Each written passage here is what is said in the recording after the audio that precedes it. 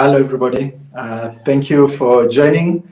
Please let me know in the comments if you can hear me in the live stream.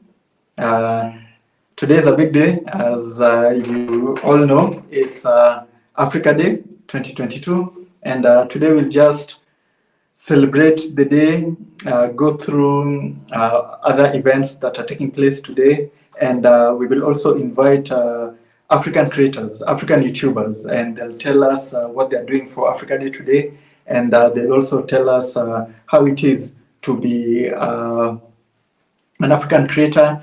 And yeah, and we really have something special for you guys, which we'll do live. Let me give you a hint.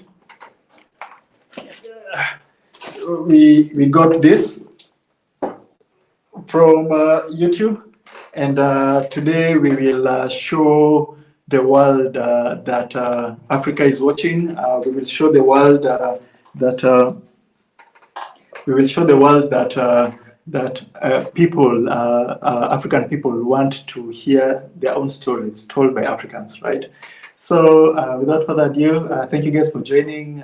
We really appreciate you guys. It's always a pleasure to talk to the people who make tunacheki to be what tunacheki is, okay? So for those of you who don't know, Africa Day is usually on the 25th of every May. It was established when the Organization of Africa Unity, OAU, was formed, and which later turned out was made to be the African Union. So it's supposed to show how Africa is growing to be more unified in the future, right? So it started with the OAU. Now we have the AU. Maybe something after the AU will be more substantial. Thank you guys for all the comments, and today's show will be interactive. We'll invite you guys to also join in later on. So please feel free to join in. Just let us in the comments know if you want to participate. Tell us what you're doing for Africa Day. Tell us your plans. Tell us how you're going to celebrate it at home, at school, with your friends and family. We'd really love to hear it. It's an open platform. YouTubers who will join us, we'll have prominent YouTubers like Wodemaya who will join us and say hi to people, tell us what he'll be doing for Africa Day. We'll have prominent YouTubers like Swahili Nation. He'll join us. He'll tell us what he's doing for Africa Day. We'll have prominent YouTubers like Wongel. She'll join and tell us what she's doing for Africa Day and how it is to be an African creator.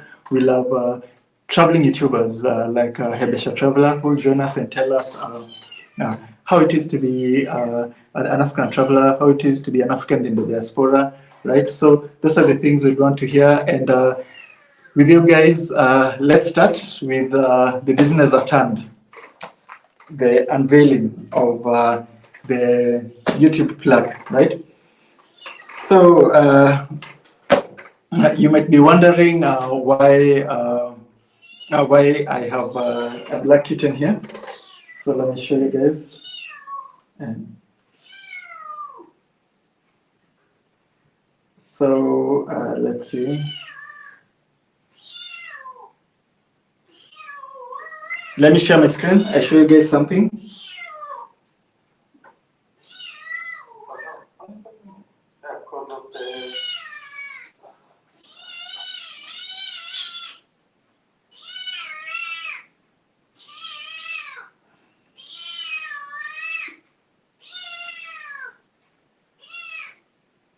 Bear with me. Please bear with me. I'm getting it.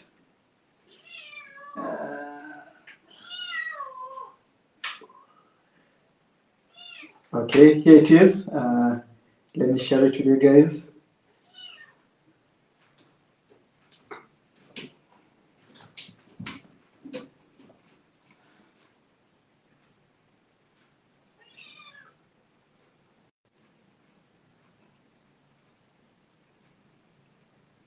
So this was when we achieved 100,000 subscribers. Let me play for you guys. Then you'll notice something.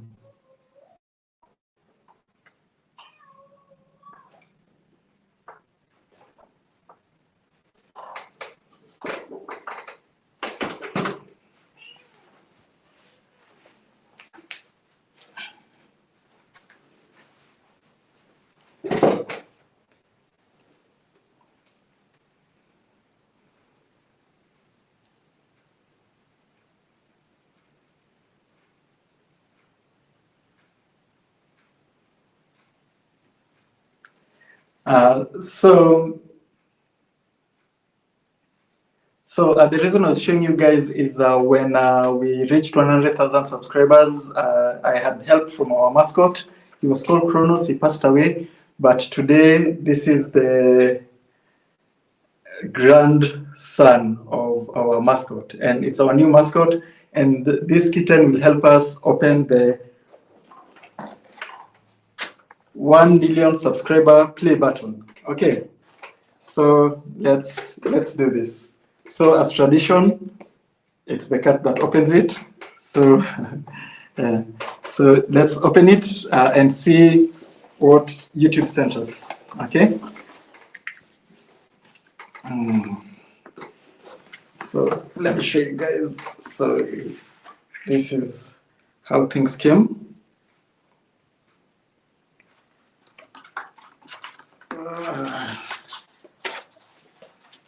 The play award and a letter from my YouTube CEO, Susan was Nick, I don't know how you say that name. Yeah. So and the thing itself, this one is heavy. I need to. This one is heavy. So the thing itself, here it is. So let's remove the plastic.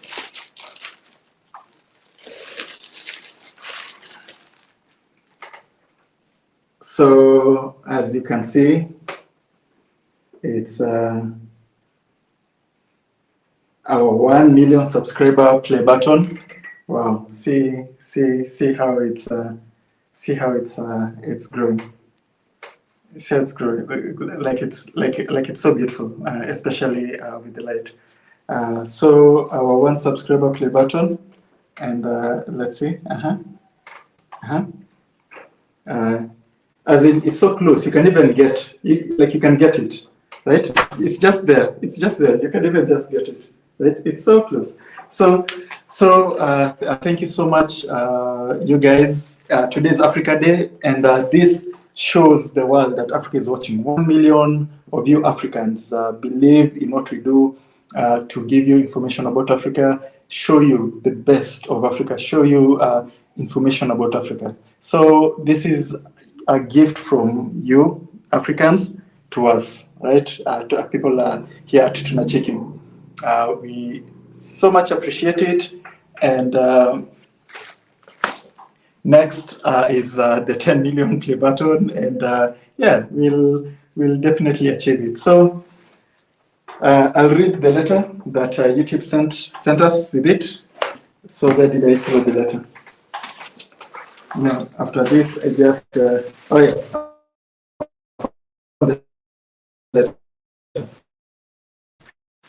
Okay. Let's see.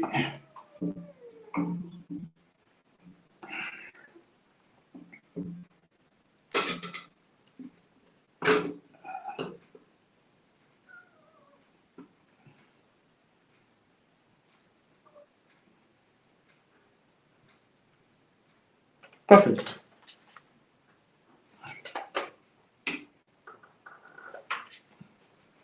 Perfect.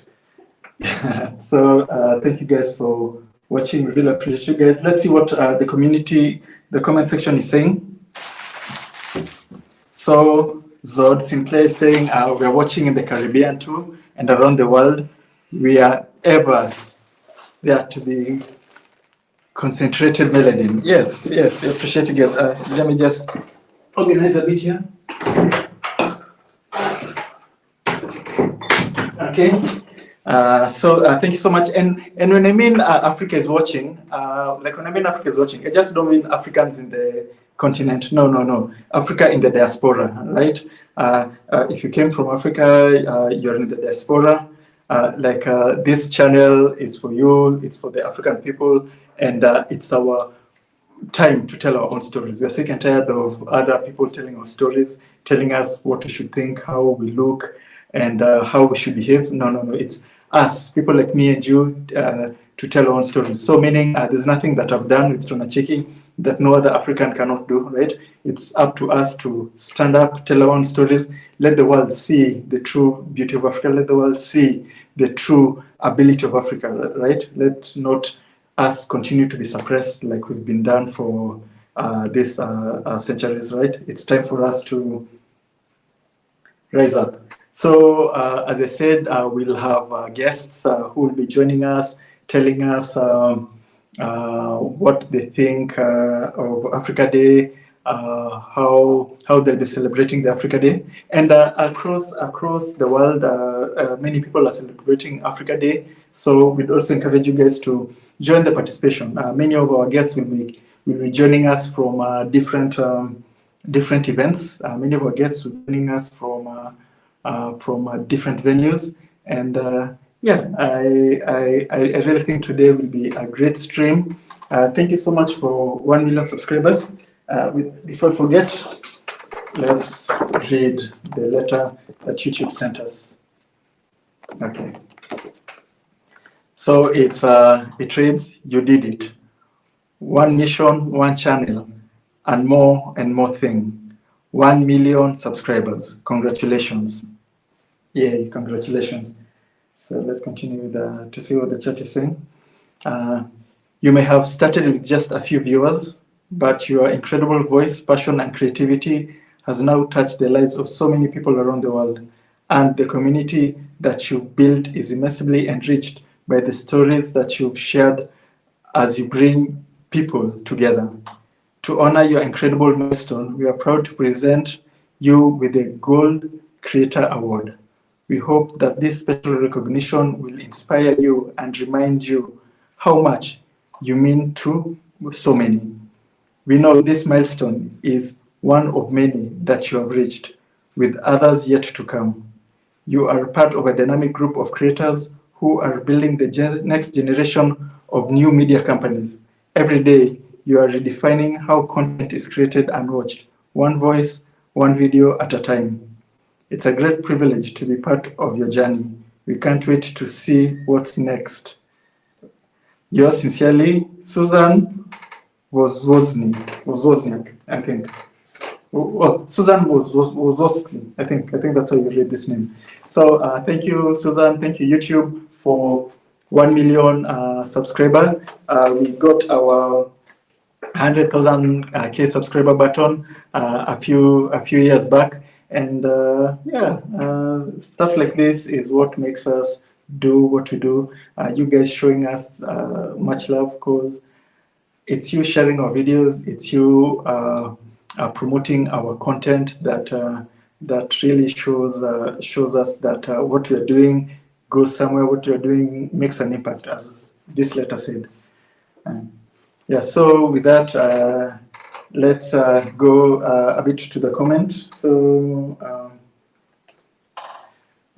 Big Mountain is like congratulations and thank you for all the fantastic content.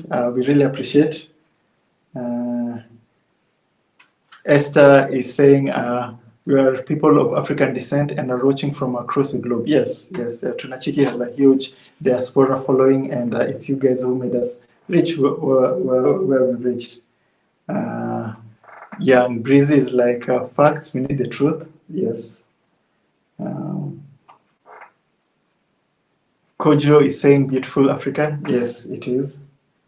It's also saying I come to Ghana, like it's in the works. We've been invited by Wodemaya, and we'll definitely come visit Ghana. A big congratulations.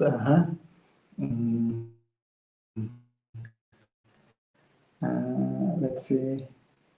Okay, so let's. Renovat is saying this channel is always doing us proud.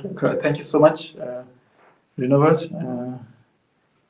Yeah, so with that said, let's see what other creators are doing. So for those of you who do not know like what Africa Day is, as I said, Africa Day is the day the Organization of African Unity was formed.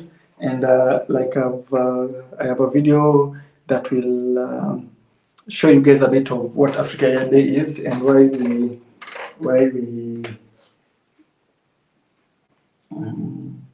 we celebrate this day. Because most people you just hear Africa Day.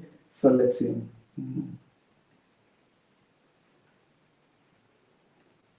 So let's see.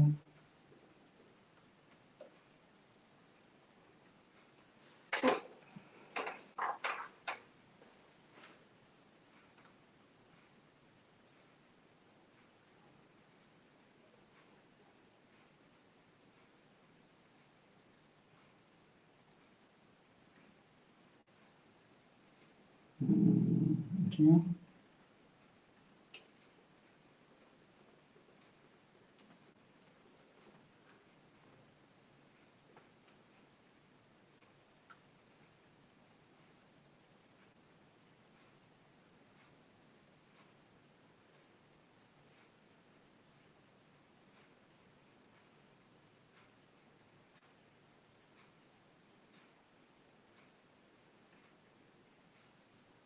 Unions that are all around us.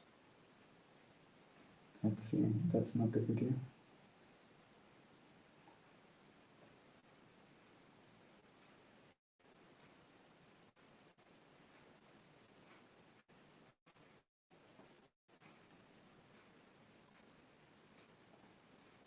Okay, hold on, just a bit. I got it. So let's share.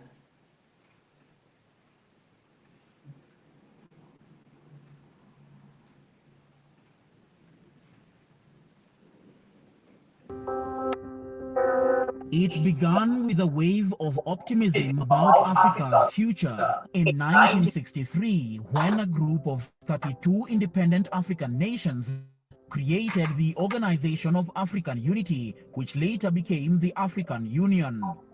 Compared to the European Union, the African Union was formed just 5 years after the formation of the European Union, but is 6 times bigger, given that Africa has the most number of countries in a continent of any continent in the world. In this video, we are going to talk about the origins of the African Union, what it does, whether it is effective, and what its future might hold. Welcome to Reason Africa. Member states of the African Union cover almost the entirety of continental Africa and several offshore islands except for several territories held by Spain like Ceuta, Melilla and Peña de Vélez de la Gomera. In addition, European countries have dependencies among African islands such as France in Mayotte, Reunion and scattered islands in the Indian Ocean, Portugal with the Azores, Madeira and the Savage Islands, and the United Kingdom with St. Helena, Ascension and Tristan and Cunha. The official languages of the African Union are Arabic, English, French, Portuguese, Spanish, Swahili and any other African language. Its promise was to bring Africans together and propel the continent towards peaceful coexistence, eradication of all forms of colonialism, economic growth and cooperation. Unite we must was one of the rallying calls made by Ghana's Kwame Nkrumah to his peers during the first ever conference of the African Union in Addis Ababa. This decade is the decade of African independence. Forward then to independence. To independence now. Tomorrow, the United States of Africa. Without necessarily sacrificing our sovereignties, big or small, we can, here and now, forge a political union based on defense, foreign affairs and diplomacy, and a common citizenship, an African currency, an African monetary zone, and an African central bank. Soon after achieving independence in the 60s, a number of African states expressed a growing desire for a united Africa. Not everyone was agreed on how this unity could be achieved, however, and 2 factions emerged in this respect. First, the Casablanca bloc, led by Kwame Nkrumah of Ghana, wanted a federation of all African countries into one federal unit like the United States of America. Aside from Ghana, it also comprised Algeria, Guinea, Morocco, Egypt, Mali, and Libya. Second was the Monrovian Bloc, led by Leopold Senghor of Senegal, felt that unity should be achieved gradually through economic cooperation. It did not support the notion of a political federation. Its other members were Nigeria, Liberia, Ethiopia, and most of the former French colonies. Despite the antagonistic position separating them, the groups both favored to set up an African institution based on the principles of state sovereignty and non-interference in the internal affairs of member states. The dispute was eventually resolved when Ethiopian Emperor Haile Selassie I invited the two groups to Addis Ababa, where the Organization of African Unity and its headquarters were subsequently established. Decolonization and African rule, particularly in the colonial settler states of Algeria, Kenya, and South Africa, where racism was institutionalized, were major achievements of the OAU.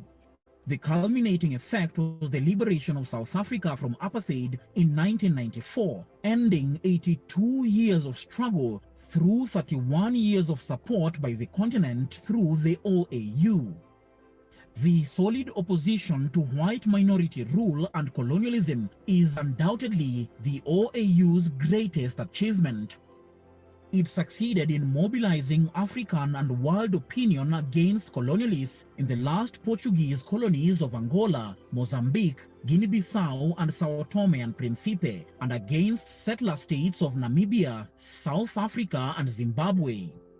The organization was, however, viewed critically for failing to address many of the continent's issues, mainly the policy of non-interference in the affairs of member states severely limited the effectiveness of the body. The organization expressed little or no solidarity with Africans facing challenges from their own governments, and never recognized the legitimacy of African struggles against African tyrants. Often dubbed the Dictators Club, it gained a reputation for being a mere talking shop.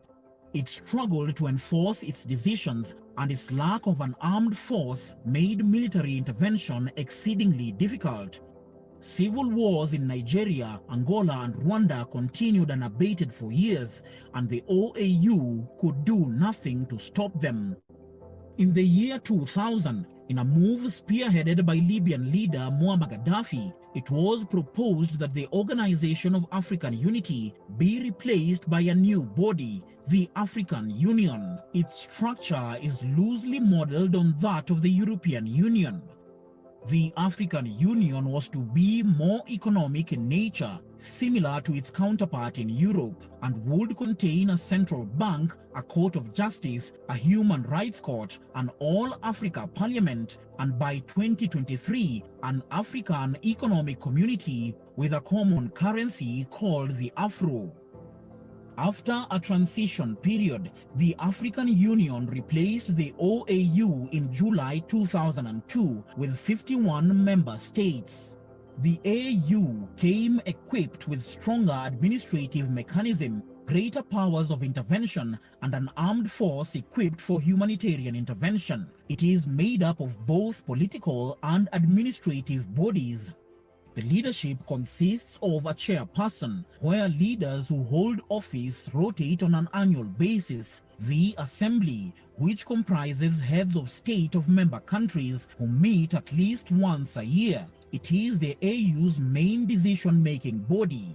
Members of the Assembly are also tasked with electing the AU chairperson. The Executive Council. This comprises foreign ministers of member states who advise Assembly members. And finally, the Commission. This is the administrative branch comprising 10 commissioners who hold individual portfolios. The Commission implements AU policies and coordinates the body's activities and meetings. The AU set about distancing itself from OAU by often suspending countries where coups take place and readmitting them when they return to constitutional rule. To this end, it set up a Peace and Security Council in 2004. The council may intervene in conflicts, replacing the old OAU principle of non-interference with one of non-indifference.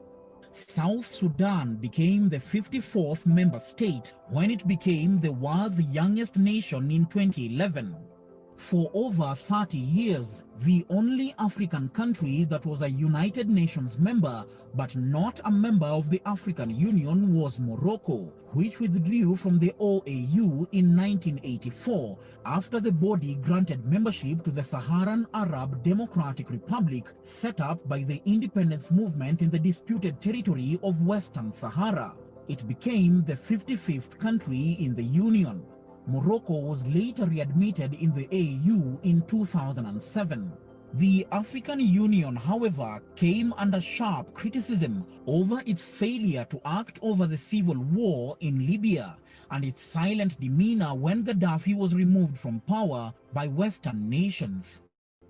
Africa has come a long way since the formation of what became the AU. It has created many useful decision-making structures that have contributed to the prevention, management, and resolution of conflicts in Africa. The AU has, however, been less successful in connecting its activities and programs to many ordinary Africans, like providing common public goods and services valued by commoners in Africa, giving voice to the majority of young people in the continent, promoting intra-Africa trade, good governance, and financial independence of the African continent, as well as struggled to address the expressed material needs and concerns of ordinary Africans. A major problem confronting the African Union is resources. It has been reported that 5 of the continent's most prosperous countries, Algeria, Egypt, Libya, Nigeria, and South Africa, used to cover 70% of the budget. China paid for the new AU headquarters in Addis Ababa at a cost of $200 million, prompting some concern among African observers that China is trying to buy influence in the AU as it extends its economic presence on the continent. China was put under a microscope after it came out that it had been spying on African Union meetings for more than 5 years, gaining access to confidential information.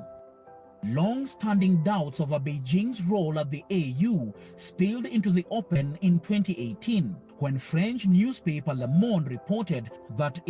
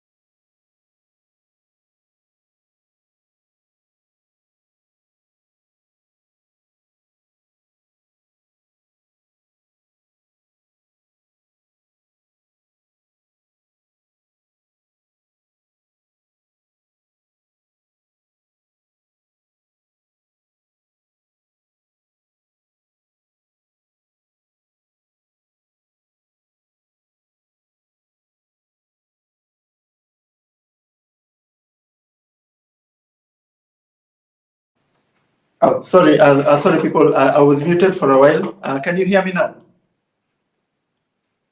Can you hear me? Yeah. C and S. Yeah, we can't trust the French newspaper. Yeah. So as I was saying, we've reached the section where we will be joined by some YouTube creators, and we'll also talk to other tunacheki members. But before we continue, please make sure to check out Reason Africa, the channel. He's a very good friend of ours. He creates very informative videos about Africa, and we always recommend to watch African content in YouTube and yeah, support African creators. So now we are joined by Hebesha Traveler. Let me add her.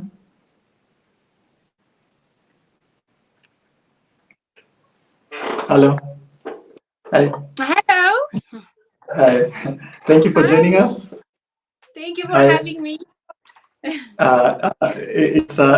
been planning this for a long time, but finally we've made it happen. All right. Yes, finally. Wait, I'm just trying to put. I thought it would be earlier. It's getting dark here, so I'm trying to put some lights because I forgot. Hi. Hi. So maybe you can tell people about who you are. I'm sure some would want to know what you do, what type of African videos you make. Okay. My name is Judith. I have a YouTube channel. I'm a travel content creator. What my channel is about is, I guess, speaking our own truths. Basically showing the world who we are, because whenever people come to our country and trying to show how we are, they actually, twist the stories and show us in a different way. So, but when a story is told by its own people, then it shows the reality, right? So I go to every part of my country and show the culture and the history and everything that they twist and make it look like it's some type of poverty, and I showcase how beautiful it is. But I don't only do that only in Ethiopia, but I travel around the world because I don't want to limit myself by only in one space, because if you limit yourself just here, your audience will be just the people who actually only know about these things. So by going out of Africa and going everywhere, I try to connect other people to our stories. So this way, you can connect with everyone. I don't know if I explained well, but a little bit like this. So maybe tell me, like, is there any difference when you're doing your vlogs when you're in Africa, maybe Ethiopia, in Djibouti, and maybe when you're in another continent? Like, is there any difference how you approach? No, actually, I always try to just be natural about it and just showcase my experience. And I always try to go with open mind, because I think that's what we lack generally as humans, is open mind, because we always have our own point of view and we don't want to see other people's point of view. So I always try to go everywhere I go with open mind, so I can see from their point of view what it is. And if I'm open-minded, then I can enjoy and experience the full culture and energy of the place, Wow. And so now that the African Union is based in Addis Ababa, and like when people talk of Africa unity and the future of Africa, like Addis Ababa is always in the center. So as an Ethiopian, like, how do you feel like when the responsibility is on your country and is in your capital? Oh, I mean, it makes me really proud, and I'm very happy. It's always like a joy, to be a place where it's actually the union of Africa, because for me it's just borders, and I hate the fact that there are different countries. For me, it's just one, and when we're out of Africa as well, they just see this. So for me, I don't see countries. I see one Africa, and it makes me really happy that the fact that Africa Union is here, and I actually got a chance to go into the African Union some time ago to see these meetings and everything, and it makes me really proud to have that here. I feel more close. Wow.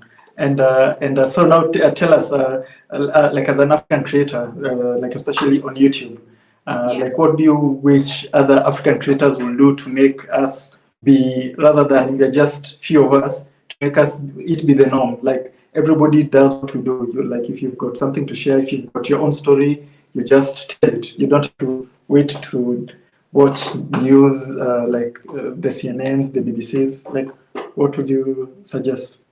To the creators or to the viewers? No, to the creators, and also something to inspire people who think what we do is hard or impossible? Yeah, I mean, it depends, I guess, on what type of content you create, right? But I guess the more you create, the more you inspire. So I say keep creating, keep inspiring, and be consistent, because sometimes like we start doing something and we stop in the middle. So I think what I would say to anyone, and especially our own creators, is to do our own thing, but on that thing, like to be consistent on it, not to stop or to change to other thing, because that gets you more view. Because sometimes some creators, what happens to us is like we would start in a really good way that will teach and that will inspire people, but since it's not getting so much views, we would drop completely that and go into some type of something that will get you more views, but it does not inspire or teach people. So yeah, I would say be consistent, because it will come at some point, but at least you're changing some people's mind, you're changing the narrative at some point. It will take time, but yeah, Yeah, patience. so 'cause I can imagine if maybe there were like 200,000 channels of people who do what you do. They travel around Africa, they show like Africa as it is. So I'm not just saying you just go through the good parts. You show like the real Africa, right? And like I'm sure it will be way better once we show it with using our own terms in our own language in our own way, right? Yeah, I mean, the more the merrier, because there could be like thousands of channels, but if thousands of channels are talking positive thing about Africa, that's the goal, right? To change the narrative. But because like the big news outlets or all of this, I don't know, influencers from other countries, they come here, and what sells in negativity, and they would make thousands of them who come to Africa, they make negative things. We have to be able to eat that by being a lots of us who's talking positive about it. So the more the merrier, and if there's more content creators who are making videos about Africa and talking positively, it's welcomed beautifully. Definitely. So tell us, what are you doing for Africa Day today? What am I doing for Africa lately? Africa Day. Today is Africa Day. Right? African Day. Yeah. Well, to be honest, I have not done much. I have not actually, I had a class, so I went to class, I came back, and I have been at home working. So I guess in a way that I could contribute is by working, and as an African doing my own part, because the more positive image I can bring to the world as an African, I think that's what I can contribute, right?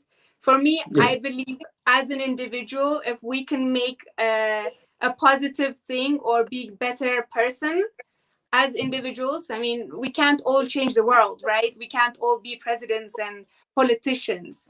So, but if it's least as one content creator, I do something positive and my work becomes known, it will be Yodit, the African girl, So that's what I was working on. I was editing until I was waiting for you. So for African Day, I was with my African families work at home. Okay, that's and also you're joining us and you're sharing your story to. Yeah, exactly. So I'm actually celebrating here with you. Yes, and we appreciate it. So tell us, I always love your videos. You show parts of Africa that's like the unbeaten path, right? You just don't go to the tourist spots. You just go to the people, talk to the people, show us, teach us about culture. So out of all the places you've been, out of all the videos you've made, which one is your most favorite? It's so difficult. I love them all. Or better, yeah. Which one would you like if you want to show the best of what you've been doing? Which is the one video that you tell somebody to watch? Well, okay, this video is actually not even monetized because YouTube sees it as nudity, but it's a video that I made with the Hammer tribe, and I went and they even cut my hair with a knife and everything. So I made a video about that tribe because everything that we see online is about them being, like the Africans who are naked in the wild, like you only see pictures about them being naked and mud in their hair. That's it, like, or they have some painting in their face and then they take pictures and we know nothing about them, they are our own people and we know not, like, we don't even see them as like people, we just see like those beautiful images. And the media treats them like a National Geographic thing. Yeah. Like, animals, like, ooh, look, right? Exactly. And at the same time, it's like our own countries, they just see them as a tourist attraction, but not as a community. So for me, I went, they are in the south of Ethiopia. So I went and lived in the southern parts of Ethiopia for like a month. And I actually integrated myself into the community and I lived. So the stories that I made about them, it's not about like their nakedness, but a little bit so that there is a connection with them. Like, what is the reason why they make their hair like this? What type of product that they use for their hair? So like we have how do you say? So there is relatability, so we can relate to them because we do our hair some certain ways, and so I tried to show bits of their culture. So in one of the videos, I show like what type of product they use for their hair. I did my hair with them. I actually was like staying with them. And in another video, I show their wedding ceremony and what type of things, like what happens after the wedding ceremony, because I think that connects us and shows us like how related and how similar we are, in so many things that we do. But in some ways, since we only see the picture, we only see them like all those naked people who we see on the picture, So, we were in Ethiopia just in January. Like in January, and we went through across the like Oromia region, and something people might not know about Ethiopia. It's so big, right? Like yes. you'd think it's like it's an average country, but I think it's bigger than, like, it's almost as big as the whole of Europe, right? Yeah. Just Ethiopia. It's very big. Yeah. And it's so vast and it's so beautiful, and every region has its own. We climbed by the mountain, and like one day we are somewhere extremely hot, another day we are somewhere like with snow on the ground. Yeah, so it's very, like, it's such a beautiful country, and I can't wait because we've been invited back now to go to the southern region, and as you said, document what we see, not as tourists but as people who'd live with them. So we're just not going there to see, we're going there to live and learn. Right. Oh, yay! Yeah, like you said, I mean, there is more than 86 tribes in Ethiopia, and each of them have their own language, their own food, their own way of dressing, their own everything, and it's so beautiful.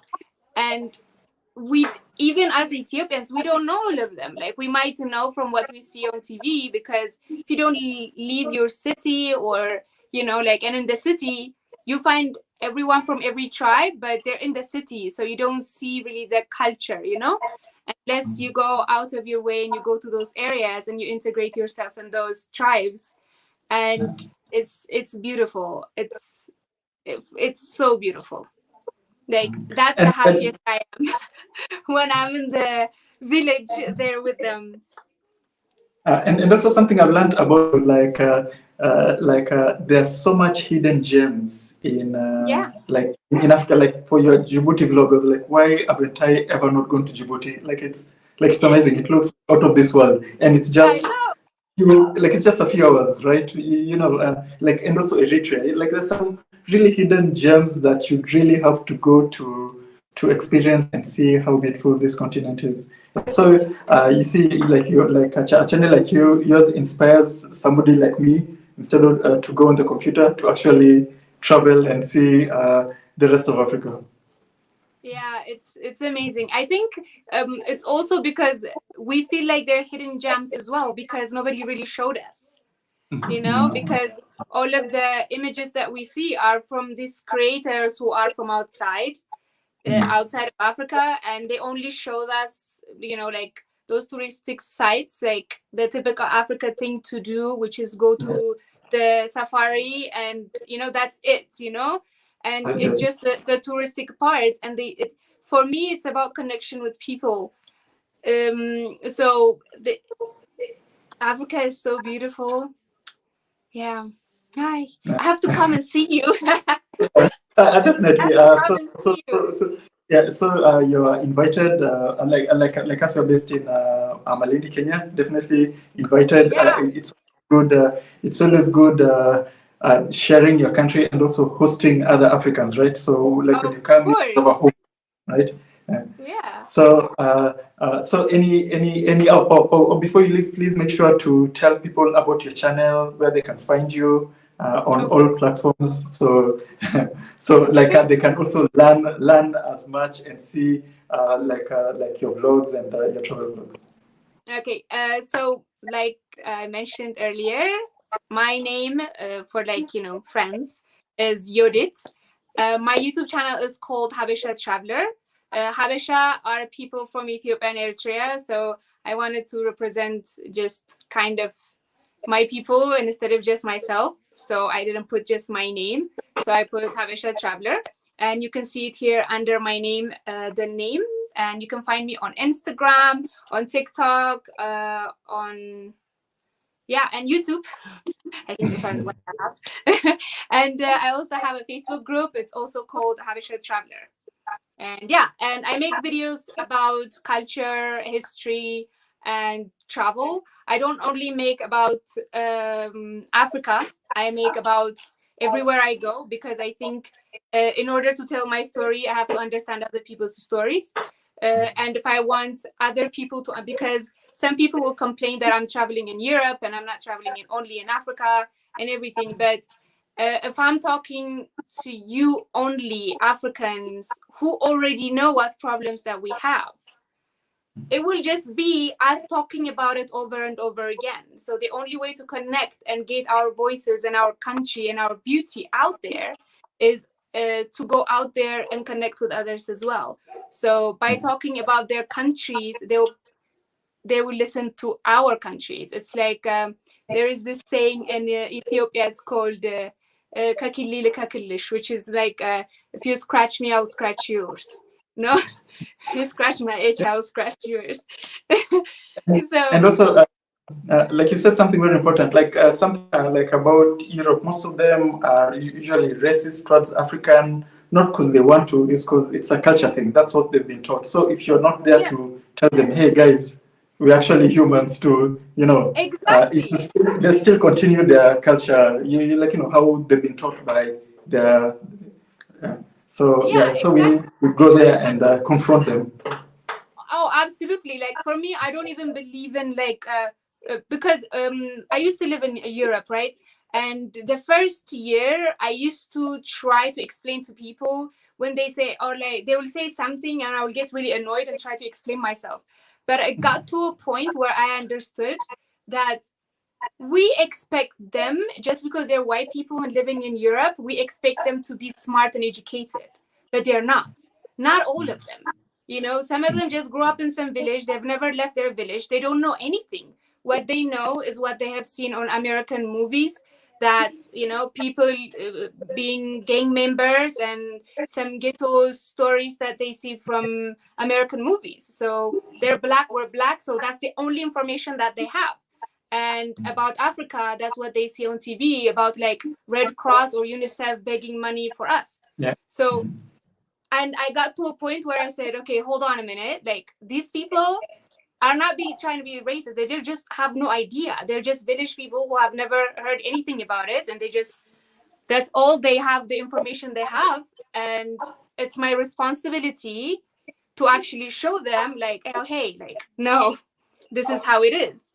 So that's why I kind of like tried to do, for example, when I went to Poland, everybody said, oh, it's a racist country, it's this and that. And I'm like, well, let's go and see. I mean, sometimes we are racist toward each other. You are from this tribe, you are from that tribe, you're lighter, you're darker. So I am in their country. Let's see how it goes. Because if I can change their mind, and then maybe I can change somebody else's mind in the way they view us. So I went, and I am telling you, I did not receive any type of hate or any type of discrimination or anything like that. And from the videos that I made about Poland, I got a lots of views from Poland because they came to see what an African is saying about them. You know, like they came to see the video saying like, what's a foreigner saying about us? It's like the same way we are curious when we see some YouTuber talking about our country, right? Yeah. But after they saw the video I made about their country, the next video they click is a video my country. Yeah, definitely. Yeah. That's what YouTube was. So it's like you scratch me and I scratch you kind of thing. Like it's a subconscious marketing. But if you're only talking about yourself, like, oh, I am this, I am good, I'm beautiful, I am amazing, I am this, people are like, I don't want to hear you because you're just talking about yourself only. Like you don't care about other people, because everybody have their own beauty, their own problems, and their own solutions. So if we can talk about theirs, and then when we talk about ours, it's more easy for them to accept it and to give us their ears to listen. So yeah, I try to do a bit of everything so I can get a worldwide audience, so everybody can join in and we can learn something from each other. Definitely. And have you connected with the diaspora community in Poland? I have tried. I have met a few, but you know, like when I'm traveling, I am moving so fast. You stay in one place for like 2-3. I stay in one village maybe 2-3 days, and then I move to another city 2-3 days. And then in those days, like you're filming the whole time, and I'm moving the whole time, so it's kind of difficult. But I did meet when I was in Warsaw, like a few people, and it was super nice. It's always super nice to meet someone that looks like you in a place where nobody looks like you, you know? Definitely. And it was beautiful. Yeah. So please, everybody, go check out channel travel vlogs. Very like you feel like you're traveling. You feel like you're next over there traveling and exploring. So please check out our channel, subscribe, and thank you for joining us. Somebody has said in the comment like you're a role model. So and thank you so much. So show people like educate people through example, right? Exactly. I mean, only talk doesn't make a difference, right? Yeah. So Definitely. we have to do it for others to see and be like, oh, okay, you know, I don't like only talk. I want to do it. Then by doing it, I can make a change, and other people can follow that as well. So thank you so much for joining us. We appreciate it. Can't wait for you to visit Kenya, beautiful Kenya, and we'll show you around. Okay. Absolutely, I would love that. Thank you so much for having me. Thank you, everyone, for having me as well. And I hope I see you on my channel. Bye. Definitely. Bye.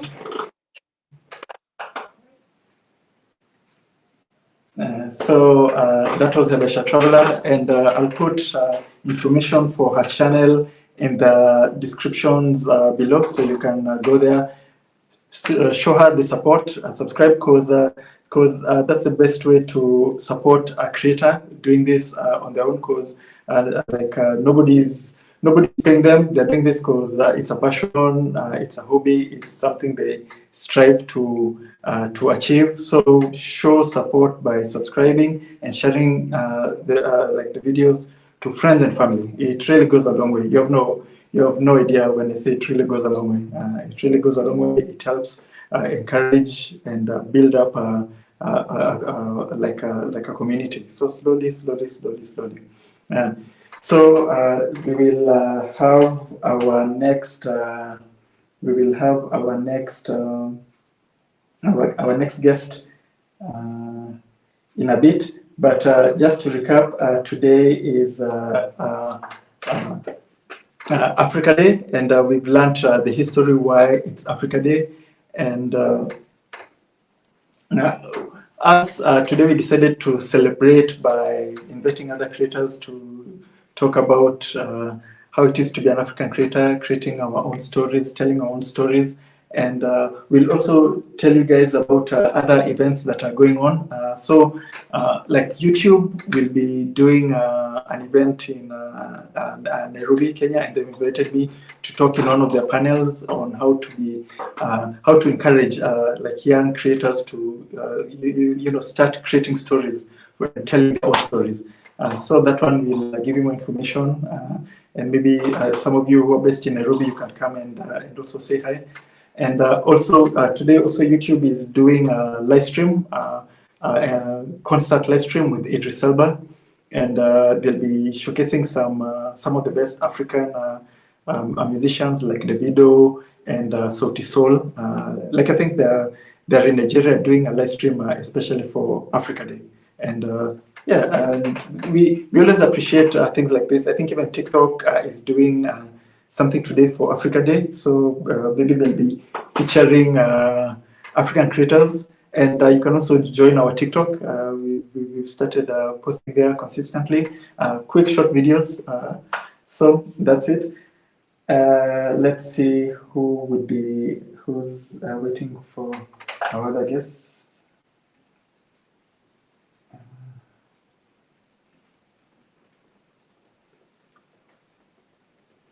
So give me a minute.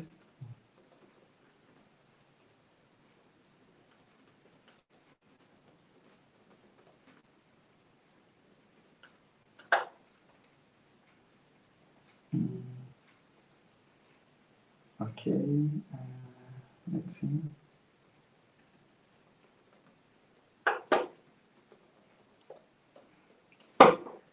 So in the meantime, let's see.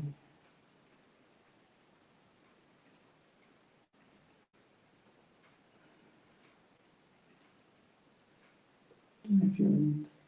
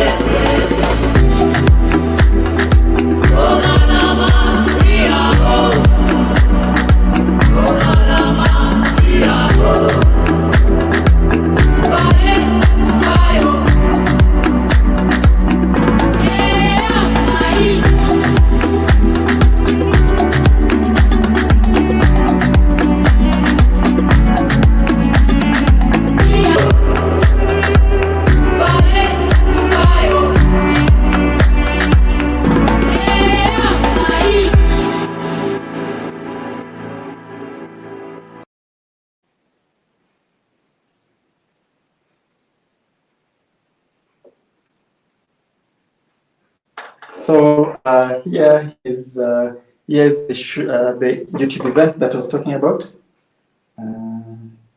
Let me play it for you guys. It's all going down this Africa Day, May 25th. The ultimate celebration of African voices is going down on YouTube, including live performances by Busiswa, CK, Dibanj, David O, Drizzling, Inos B, Kamon Pella, Merkun, Ricardo Banks, Yemi Holiday, Zuchu, and hosted by Idris Elba. It's the Africa Day Concert 2022, streaming live on YouTube.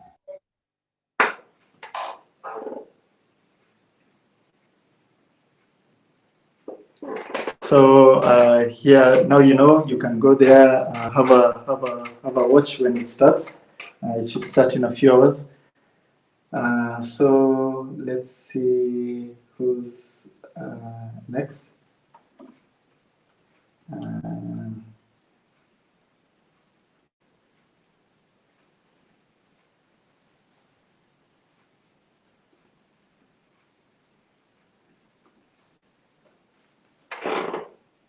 So also this year we launched our African children's book written by Lindo Mare, Tunacheki's co-founder, and we launched it in conjunction with Kunda Kids. They're African publisher, and they publish African children's book. They've got so many. So maybe I'll show you a bit of some of the work that they've done while we wait for our other guests. So let me show you some of the books that they've done.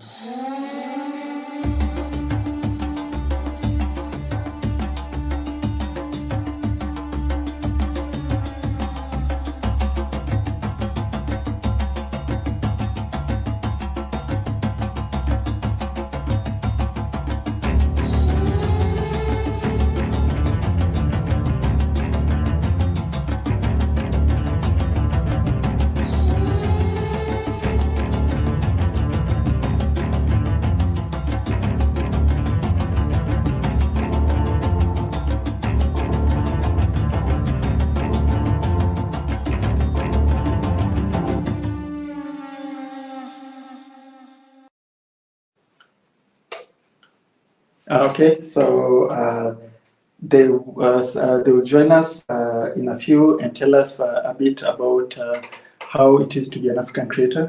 So bear with me a bit as I get them.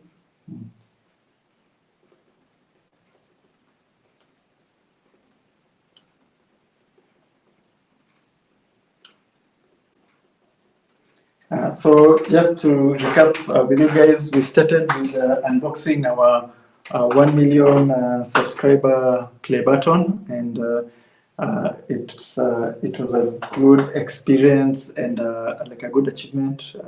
All this work is like this achievement is all because of the support you guys give us, and the constant like returning, like you return, you show videos, you watch your videos, and you help us create more videos. It enabled us to get the 100,000 K subscribers and the 1 million subscriber play button, and we really appreciate you guys for staying with us. So without further ado, let me bring in Dele, and he'll tell us more about you guys, like about what they do. Hi, Dele. Hello. Thank you for joining us on Africa Day. So maybe to start off, you can introduce yourself to the community. Hi, everyone. My name is Dele, co-founder and CEO of Kunda Kids. If you've not heard about Kunda Kids yet, I don't know. Well, we are a children's content creation studio. We publish books, we make music, we make animations and games, all inspired by African history, African culture. Kunda Kids is taking African stories globally. Subscribe to our YouTube channel, just search Kunda Kids, you'll find us. Yeah, I'll tell you more about our books and every other thing that we're doing. And happy Africa Day. So if you guys don't know, this year, starting last year, we partnered with Kunda Kids to release original African children's books, and our first book was called Maua and the Garden of Plenty. You can now get it at kundakids.com, and we've got more other books in the pipeline. So please make sure to read. Like, it's a book about great ideas, and to be a creator, you must have great ideas so that people would want to listen to what you have to say. Adele, you can tell us how you guys are celebrating Africa Day. How Konda Kids and you are celebrating Africa Day today. Yeah, well, for me, it starts with food.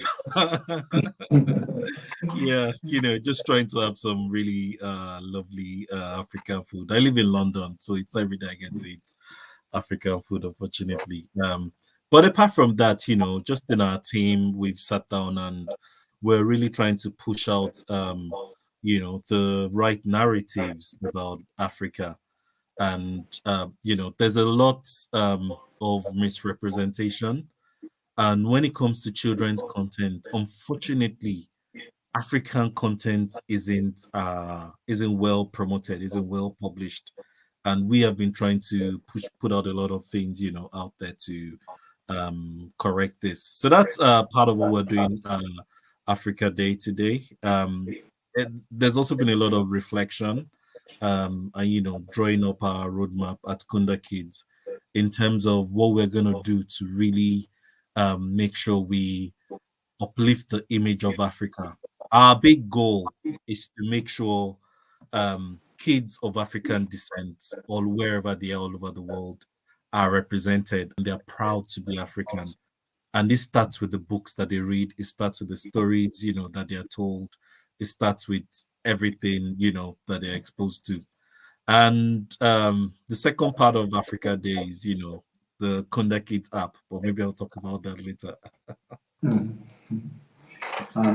Well, so maybe before you mention the app, maybe you can tell us as a creator, like what are the challenges when it comes to now creating original African content? Yeah, there are quite a lot of challenges, I wouldn't lie. One of the biggest is if you ask yourself, why is it that we don't find a lot of children's books that represent Africans out there? And even when you find them, a lot of them are not produced at a very good level.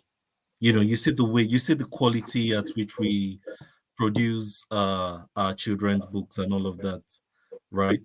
A lot of these books are not produced at such a great level. And the problem is this, right?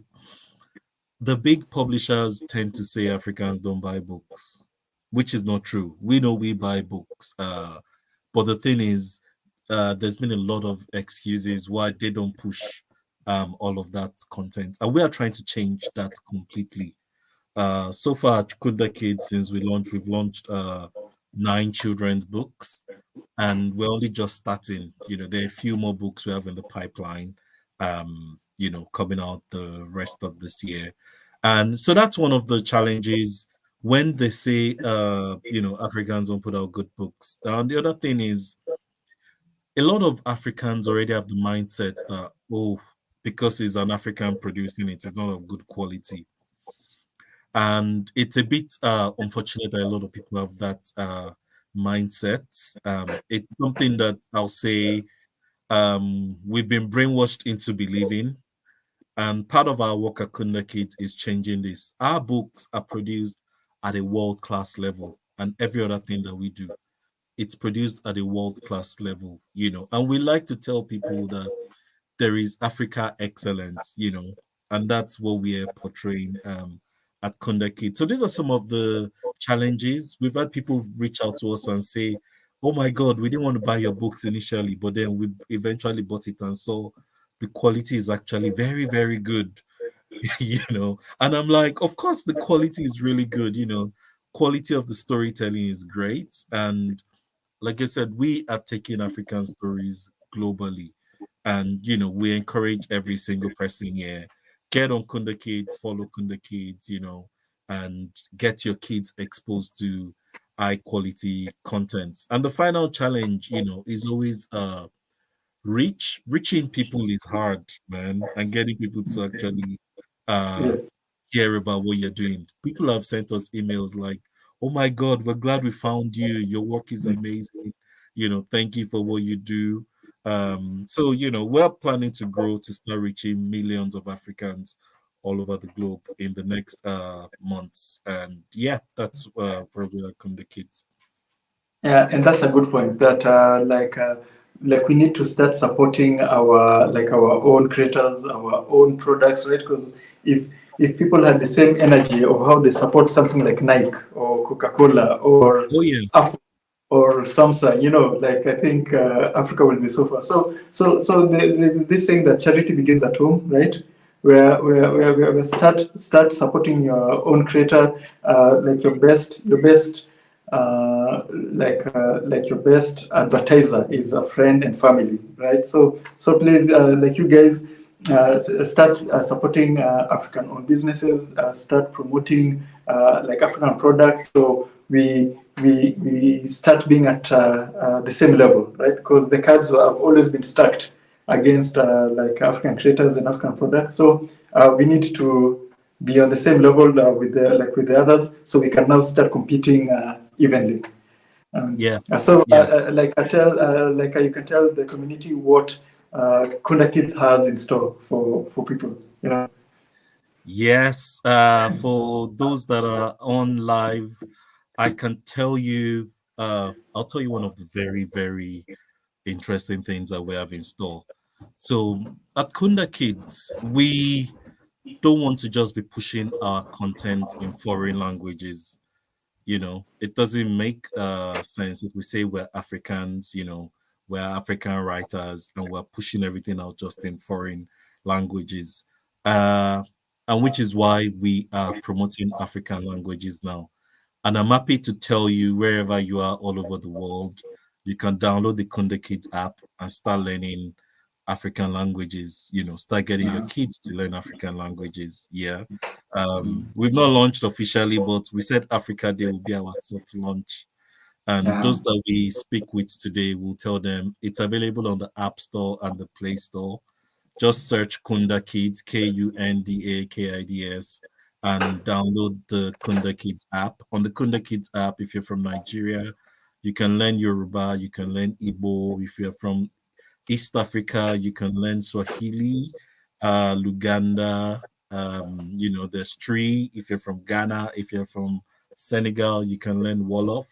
And the idea is, let's start promoting our languages. If we don't promote our languages, we're going to start experiencing a lot more linguicide. And Yes. we don't want this. So we at Kunda Kids, we've started working on preserving African languages for our kids. And not just that, we are working on this in a way that we start building pride in learning and speaking our languages. It should be the norm. Unfortunately, it isn't. And we need to correct it. And what Yeah. we're doing is we are, like the kids that are speaking, Yoruba or Swahili or Tree or Wolof, whatever language, Shona in the Bele, this will be the cool kids in the Kunda Kids universe. And we're going to keep pushing a lot of this around our branding. Because if we don't push our languages, nobody will. And, the days are gone where when I was in primary school, I was flogged for speaking Yoruba in school. I was beaten with a stick, but not anymore. That should never happen in any school all over Africa. We should promote our languages, our heritage, and that's what we're doing. That's what we're doing at Kunda Kids, promoting our languages, promoting everything we're doing. So, if you want to learn more, um, yeah, if you want to learn more about Kunda Kids, get in touch. Someone said they'll suggest organizing PR campaigns across London boroughs and schools. Yes, please get in touch. Get in touch with us if you're in London or wherever you are. Let's have a chat. These are things that we want to start doing. We've been busy creating a lot of content. We've been busy in the background, but now it's time for us to really, really push. Um, and yeah, and Michael, I was actually going to tell you something. I didn't tell you this initially. I don't know if I told you that in Chicago, Illinois, they've approved the teaching of African languages Wow, part of the wow, school wow. curriculum from next year. Wow. I'll follow that one up. That one needs its own Yeah, news. exactly. Which is great, and it's good because the argument was you're teaching all these foreign languages, but you're not teaching African languages in your school. Because I But think all that's been schools in the US teach French and Spanish, exactly, but none. Mandarin, College. everything. Yeah. So so that's something we should actually talk about in future sessions. But yeah, that's Kunda Kids. Like I said, follow us on YouTube if you're not following us. And you should definitely follow them because I've had a sneak peek of what he's talking about, and it will be very very sad if you miss what they're talking, because they're creating really amazing things. Like when I say world class, right? It's not that like it's Disney Kunda Kids over here. So please make sure to subscribe to Kunda Kids, their channel. Check out their website, kundakids.com. Do you have any offers currently for your book set? If somebody's purchasing like your whole series, maybe you can explain to them about maybe offers and deals you might have for them. Yeah, you can visit our website, www.kundakids.com, and you can use the code MAUA15 to get 15% off everything on the website. MAUA15. I'll put it in the chat now, actually. Yeah. So the code is MAUA15, and you get 15% off all of our books, everything on the website. Kunda Kids books are really well written, and kids love our books. Everybody loves our books, and I'm sure you love the books once you get all the books. So Yes. So yeah, Thank you for joining, and I would recommend everybody, please don't miss out. Great things are happening. So it's just not on the media in it's called sector that Africans are disrupting the business, even in the publishing sector, in the animation sector, right, in the composition sector. Like these days, everything must be African owned, right, and or any other product that exists in this world, they must be a competitive African alternative. So this is no excuse of there are no options. Things are changing, and it's this generation that will push us even further. 100%, yeah. So, and I see your plaque behind you. Yeah. So we did the unboxing, and it's very beautiful, like, and very shiny, like it's Nice. Very. So like things like this are the ones that keep us going, encourage us, because sometimes it's hard to do what we do every day, consistently, daily. But things like this always give you that extra energy. So just a few months, and we'll have the diamond one just here, next to this. So this one is a bit on the heavy side. Let me put it this way. Okay. It might seem small, but it's super heavy. Is it? Yeah, it's extremely heavy. So I was even wondering if it's like real gold, Well, YouTube is rich enough, so yeah, I just go scrap it, and melt it down. Yeah. So thank you. Thank you for that. So somebody's saying, yeah. Well, I will try block these spam comments we get. That's the business of streaming. You can't control who's on the chat, but we're blocking them as soon as they are popping up. So yeah, and we also have Mama Cha is saying our 15 discount is no longer available. Please advise. Please try again in 30 minutes time. It it will be resolved. So don't miss out the offer. Our 15 to get 15% off Konda Kids books, and believe me, those books are really good quality, like heavy. You know, they've got the new book smell. So you really need to have the books in your hand and the feel to know the quality that he's talking about. So happy I can African show you quickly. Yeah. You know. And this is on Mansa Musa. You know, Mansa Musa built a school. Wow. Inspired by the great Mansa Musa, and our lovely book Mao and the Garden of Plenty. Wow, yeah, that one is like very very very very good. So I recommend you guys to get it. Everybody in the chat, please go now and order from Kunda Kids. Support African-owned business and support African creators. Yeah, I like the way you're being very modest, right? Not telling everybody that you wrote this book. You and Linda. Yes, yeah. So Mawa is a collaboration between. It's called Mawa and the Garden of Plenty. It's a collaboration between Kunda Kids and Tunacheki, and it was an amazing experience going into the book writing business and seeing something, an idea, and making something physical. With a video, once you upload, it's digital, right? But with a book, at the end of the day, you can just have it and be like, this came from my head. So it's very very and inspiring. So Eddie is asking, the books are beautiful. Are they available on Amazon? So yes. So we couldn't upload new books on Amazon for a while, but we finally resolved it last week. So all the books are available on Amazon UK. Okay. It'll be on Amazon US next week. Okay. On Amazon US next week, but you can get them on the Kunda Kids website.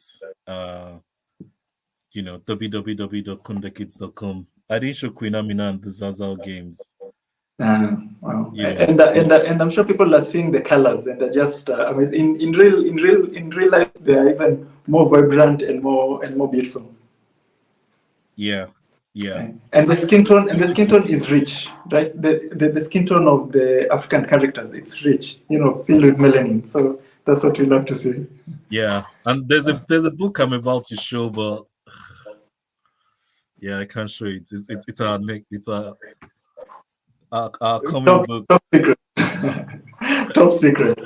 So we have we'll have another special stream, and maybe we can do a live announcement of the book. Yeah, that would be interesting. Yeah, we'll do like a world premiere, like a world launch, and see. So you have another question? Somebody is asking you this. Yes, do live meetups in London. We actually did one last year, and we're going to do it again over the summer. And it's something that we want to be doing monthly going forward. But probably we'll start around maybe June or July, and then we're going to be doing monthly till the end of the year. So yeah, watch out. Go to subscribe to our mailing list on our website so you can stay in touch with everything we're doing. Also follow us, subscribe to our YouTube channel to also get updates on everything coming out from Kunda Kids, and we'll take it forward from there. Wow. So thank you, Dele, for joining us, and happy Africa Day. Thank you very much for having me. Happy Africa Day. Yeah. So next we'll be joined by our very own African-based game publisher, and now we've done something very good. We've had a YouTuber come up, we've had a book publisher come in. Now next we're going to a gaming publisher. Let me bring him on the stream. Hi, Dean. Hi, how are you? Happy Africa Day. Happy Africa Day, happy Africa Week. It should be Africa Month. Happy Africa Month. So, like I was telling the chat, how we're just bringing guests from different industries, and how you guys are complementing each other. Because a creator is like means a lot, right? It just doesn't mean making videos, writing Yeah. books, making art, right? It means many things. So maybe you can introduce yourself and tell people what you do. Awesome. Thank you. Thank you so much for the opportunity. My name is Dean. I run a studio called Kunta Content. And what we do is that we make great Africa games. The great comes first. We try to make great work. The second is that it's African. We try to be truly authentic to Africa. And then third, we make games. Really good games, really interesting games. Wow. So, you guys have been doing something that's very few people can do. Even like in the West, there are very few people who enter this industry for one particular reason. Because like it's a difficult industry. It's somebody I can wake up and be like, hey, I want to make videos. You have your phone, you have an internet connection. That's all you need. You just need to have a good idea. But with the industry, maybe you can tell us some of the challenges of being a game creator, game publisher as an African. Yeah, making games, just as you said, is ridiculously difficult. I'd say the easiest way I try to explain it to most people is not to be hopefully too religious, but you remember when the Lord spent 7 days making the world? That's sort of a bit of what a game developer has to think about. Fortunately, they don't have to do everything, but it's a lot of work. Like there's a lot of very tiny things you have to get together. For example, something we've been trying to figure out is how doors work. How do doors work in games? Making sure you can walk into a door, making sure you can walk on grass, making sure you don't disappear into the. It's just super exciting, super challenging, and we love waking up to it every single day. Yeah. So, is it yesterday you showed me a trailer teaser? Is the world supposed to see that, or it's still top secret? Yes. The Okay. world can see it. So this is a world premiere. I like showing like new things, new launches. So let me share it with the community so that they know what we're talking about when they say you're a game creator. Then afterwards, you can tell us a bit about the game, right? Awesome. Okay, so. Venge your tribe.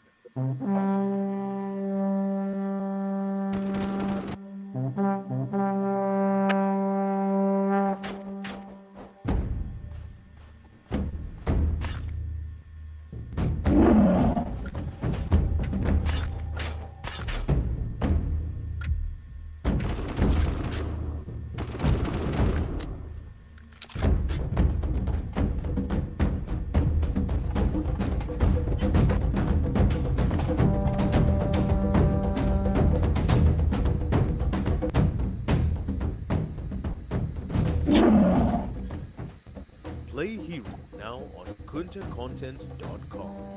Kunta Content. Great African games.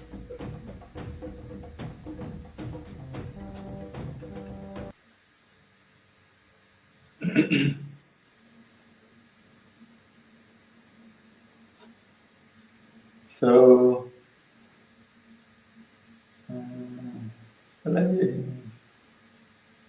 okay, so you can tell people about what we just watched. Yeah. So we are making a game called Hero. It's based on a Maasai warrior. I hope everyone here is fairly familiar with the Maasai, one of Africa's most legendary tribes. Very tough warriors, have a history of conquest, are actually one of the few tribes that colonialists didn't fight against. They didn't compete against. They just went straight to negotiation. And this is just because of the history the Maasai had. They were well known to be almost always victorious in battle. As a rite of passage, young boys would have to kill a lion. They don't do that anymore, but back then they used to do that a lot. So very hard warriors. And what has happened over the last few years is that for themselves as warriors, they haven't really gotten the best care in the public. They haven't gotten they still struggle. They struggle with adapting to modern life.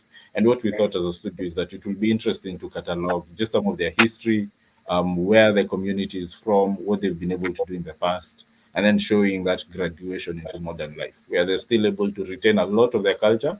They are known to be one of the few tribes that still have a strong connection to their culture, but they've also been able to get educated, travel the world, build great things in their homeland. And it's something we really wanted to showcase through our game. Wow. For me, I'm an avid gamer. I've played so many games. I'm a game finisher. I don't play games to enjoy. I play games to finish the campaign. Right? I can be stressed like an all-nighter. You know, the people who play games to enjoy. For me, I play games to finish. So with that said, when will the game be launched? So we can start, or where can somebody find the game? Yeah, so we just completed our prototype, and what we're doing with that is that we're showcasing it to publishers. We've gotten a lot of really interesting meetings, a lot of interesting conversations. Funny enough, there's so much global interest in African stories. There's so much global interest in African games.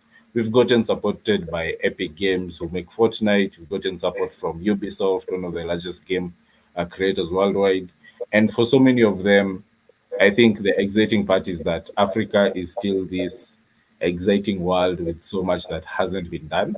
And I think more and more it's our responsibility as Africans to go out there and build it. We have to tell our own stories. We have to go out there and build our own games and build our own movies and build our own music. No one else will do it for us.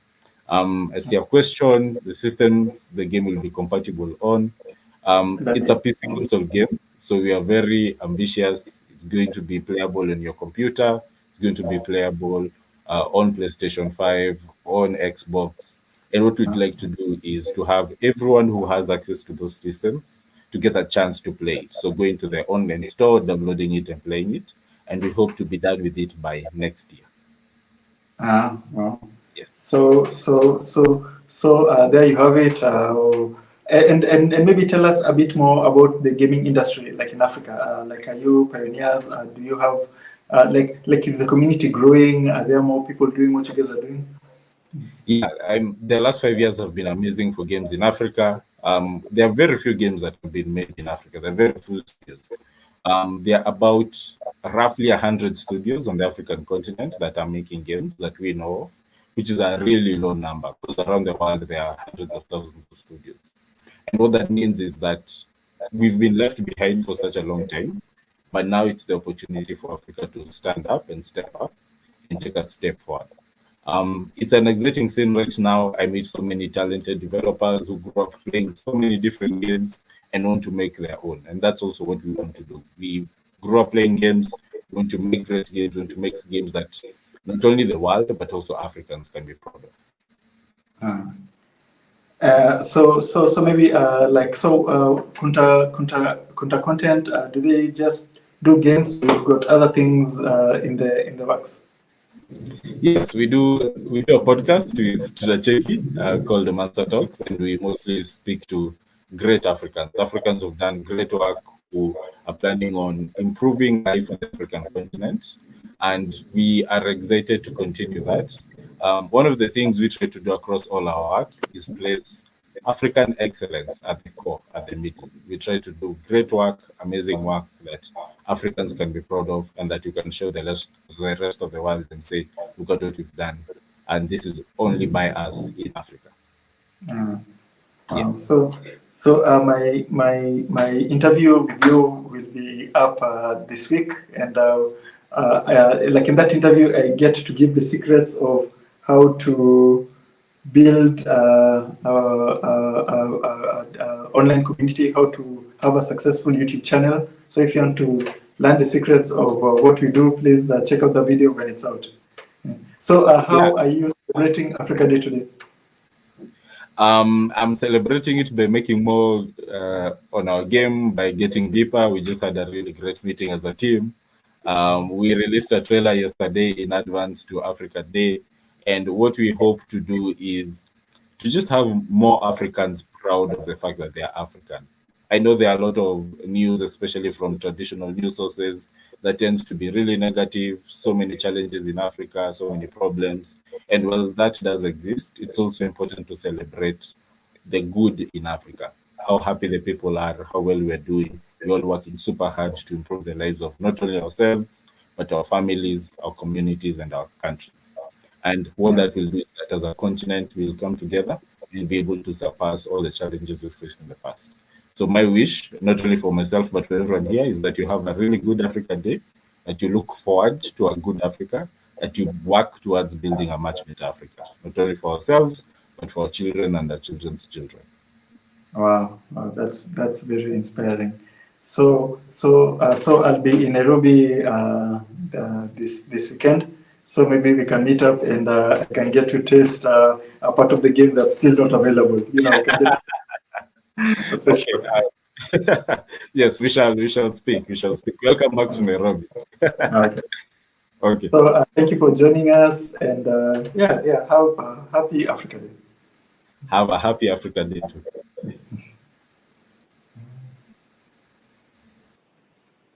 So that was Dean. So our next guest will be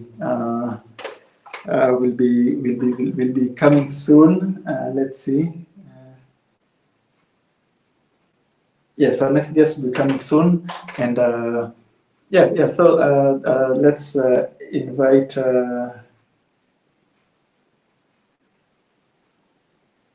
Hi. Hi. Thank you for joining us. So that I don't get your name wrong, it's Chumbo. Chumbo, right? Yes, Chumbo. Ah, wow. Oh, okay. First Got try. it right. First try. Yeah, trying to fix my phone. Sorry. So happy Africa Day. Thank you for Happy joining us. Yay! Thank you for having me. We are in this Africa YouTube group where we usually share our content and try to promote each other. So maybe you can tell people, our community, about you. Well, my name is Mary Magdalene Chumbo. I am originally from Cameroon, but I grew up in Kenya, and right now I'm in the US. I am here for studies, so I'm a student here, and I'm here with my son. So our YouTube channel is basically just about our life, and we started it during the COVID isolation session when everybody was just at home. And we started first with TikTok and podcasts, and it was going well. So we went on YouTube. Since we went back into in-person learning and school, we've not been as active on YouTube anymore, but we are still there. I still support African YouTubers. I still post shorts more these days than actual YouTube videos. But yeah, that's who I am. So like even with that, YouTube invited me to talk on creating shorts, like encouraging African creators to start telling their own stories. Yeah. So like I said, like what are the challenges as a new creator? Because I said it started during the COVID period. Yeah. So as a new creator, what challenges have you found entering the creative space? Well, the first challenge I've found is the use of music, because YouTube is very big on copyright, right? It's not TikTok where you have up to 1 minute of music going on for your videos. YouTube, if you're going to use any music that you want on YouTube, is going to be up to like 15 seconds at most, or 10 seconds at most. So you can either edit your videos before and put the type of music you want, but you got to be careful because it's still going to be copyrighted if it's not music that belongs to you. But in most cases, that's the first issue I found. So you can do like a 1 minute video for your shorts, but the music you get is just 10 to 15 seconds. However, if you use this soundtracks or whatever, edit it before you put it on YouTube, then you can use that. Then that can work. So sometimes you want to use popular tracks because that's what will pop your video to the timeline, but then you can't use it for longer than 15 seconds, and then you have to like edit your video into 15 seconds, and sometimes 15 seconds is not enough to say whatever you're trying to say in your shorts or do whatever you're trying to do. Yeah, so even as well, starting off our YouTube channel, we really had a problem with copyright. Yeah. And we just gave in and just ended up using like a stock music service because it gets ridiculous sometimes. And even now that we buy and license all the music we use on Tunacheki, we still get a lot of like tons of copyright strike. So maybe this is something I can bring up during like our chat and panel with YouTube. Yeah, I think that would be a good thing to let them know, because like on Instagram and on TikTok we don't have that. Well, maybe it also means that they are looking out for the art, a good thing. But at the same time, if it's just on YouTube and I can give credit to the person, that might actually help. Yeah. So like maybe you can give an example of what type of content that you make. So I do everyday vlogs with my son. Sometimes we just do stuff that we're doing. And also because I'm a student, sometimes I do content related to school and doing my PhD and the struggles that I face as a student and a mom, a single parent. So that's basically what I put out there on social media. Wow. So everybody, please make sure to check out our channel. I'll share the link in the description, and I will promote a channel in our group. We usually have a group called Friends of Tunacheki, where we support other upcoming creators, and we just take their content and display it on a bigger audience. And I'm sure that one will help you continue growing your channel, right? Yes, it will. Thank you so much. So how are you celebrating Africa Day with you and your son? I am reading, actually right now, the book that I'm reading is The Sex Lives of African Women. It is by Nana Darkoa Sekiama. It's a really nice book. It just came out last year. And I love it because it explores real life stories by real life African women who share their stories about how they explore their sexuality and what they do and how they got into sex, whether they were molested first or something like that. So it opens up your mind, especially as an African woman, to see how similar some of our stories are as African women, even though we were raised in different countries, but how we were introduced to sex education and sexuality is very, very similar as Africans all over the continent. Yeah. So like I think even the author of the book came in visited Kenya during there's a book festival that we're part of, right? Because we launched our Maua book. So the author came to Kenya. Sorry, I've been talking for too long. I need some water. So the author came to Kenya, and like it's good for Africans to also promote like other African authors, like the way you've shown the book. I'm sure there's somebody in the chat that will be more interested. So we'll put also the link of the book in the description, so somebody else can also have a read. Yeah, sure. I would encourage them to read it for sure. It's a very interesting book. Definitely. So maybe you can show people again. Sorry. Like you can show the book so that somebody can I'll show it again. So it's called The Sex Lives of African Women: Self-Discovery, Freedom, and Healing. So some of the stories are really triggering, but it's a totally worth it book, especially if you're willing to learn and not going to read it just to bash the stories, because these are real life experiences, and we want everybody to believe the stories of victims and survivors. So these are stories which are very triggering to some people, but very worth it to read. So thank you for joining us, and happy African. Happy African Day to everybody, and hope for a better Africa for everyone. Bye. Bye. Thank you. So next, we're going to add my co-star for our podcast show, Wanga. Hi, Wanga. Can I hear you? Let me see. Mute. Sorry, it was on mute. Can you hear me now? Okay. Yes. Happy Africa Day, everyone.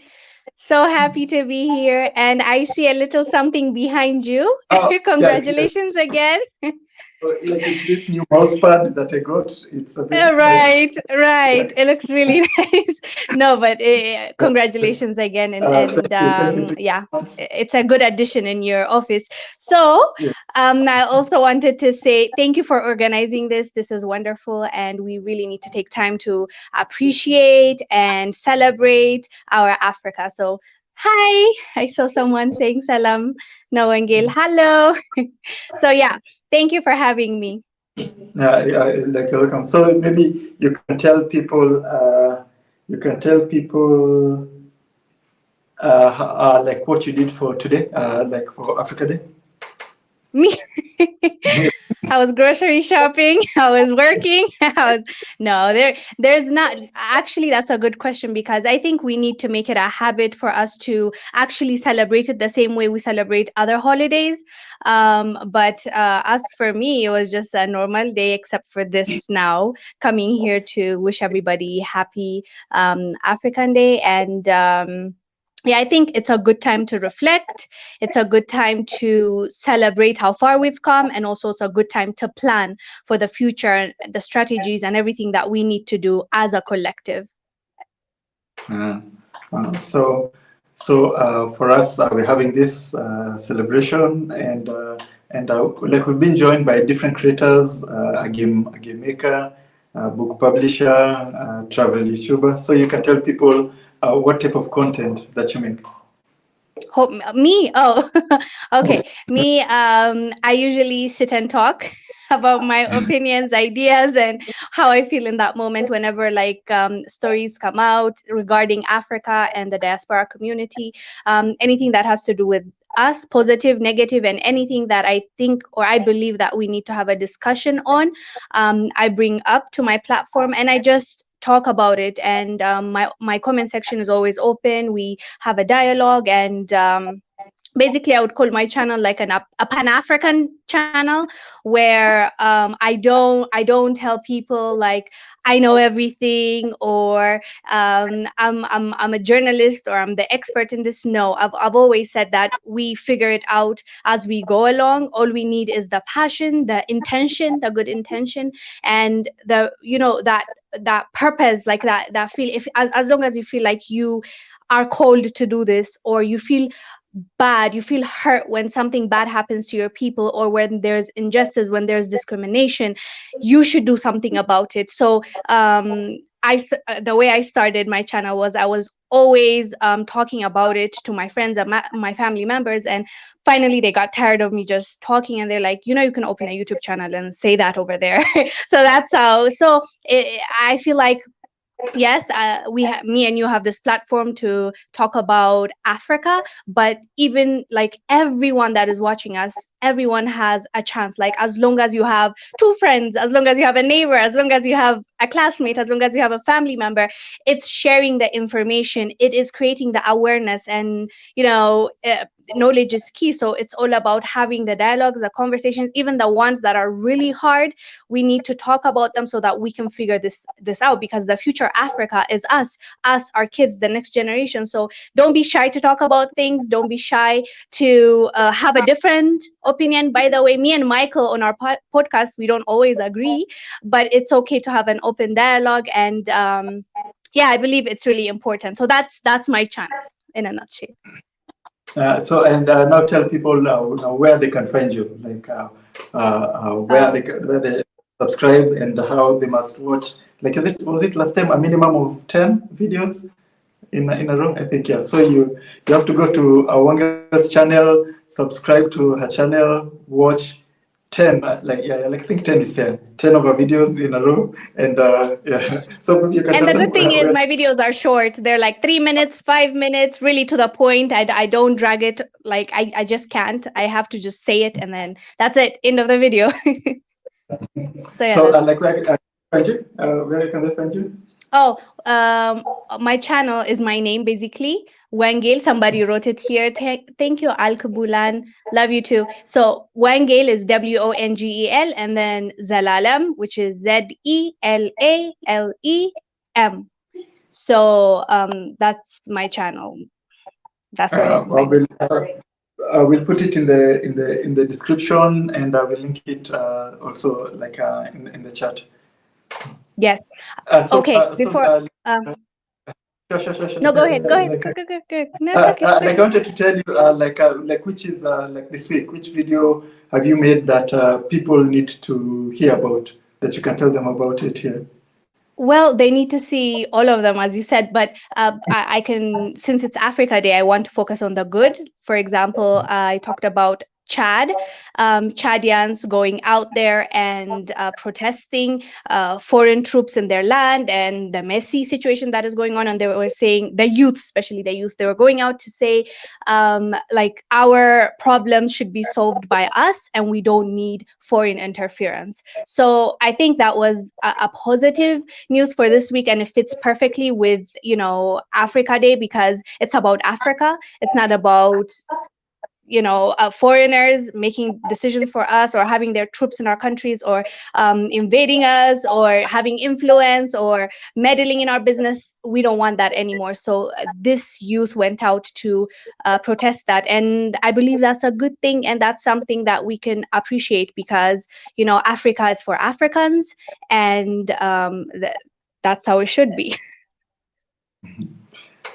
So please make sure you go check out the video, and on Friday, we'll continue with our podcast show. So please tune in, and I'm hoping to see you also on the 31st for the event. Yes. I'm excited. I don't know exactly what to expect, but I'm excited. Yeah. Like YouTube having an event on the 31st. So we'll definitely be there.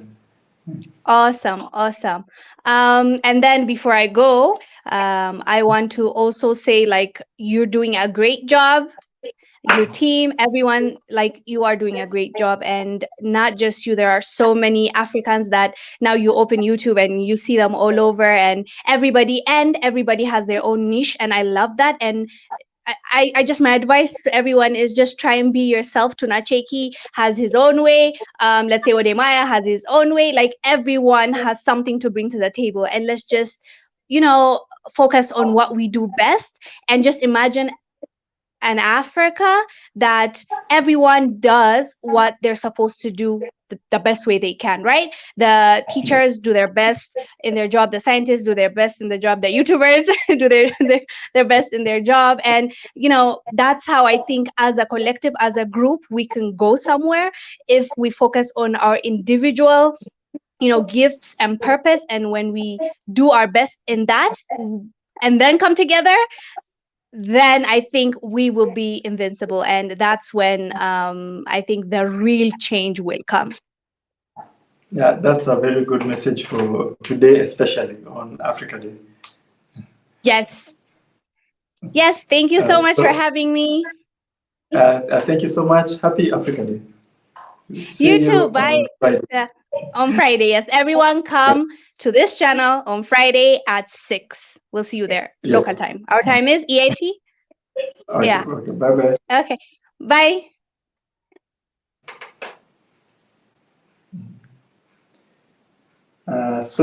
Next, we are going to have one of our channel friends, Akin, and one of your favorite creators. So let's introduce him. Hey, Akin. Michael.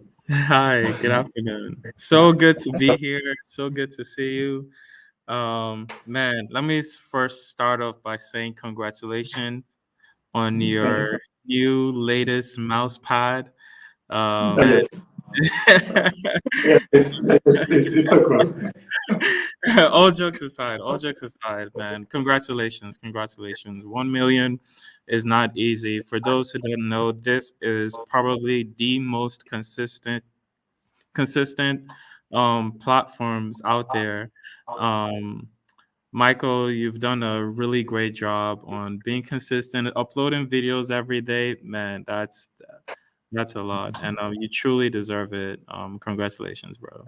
Thank you so much. So, like, Akin is a creator. He makes long form African videos that maybe it's best him to describe his type of content, because like it's unique, it's very interesting, extremely engaging, and after watching it you just want to watch more. So Akin, maybe tell people what you do.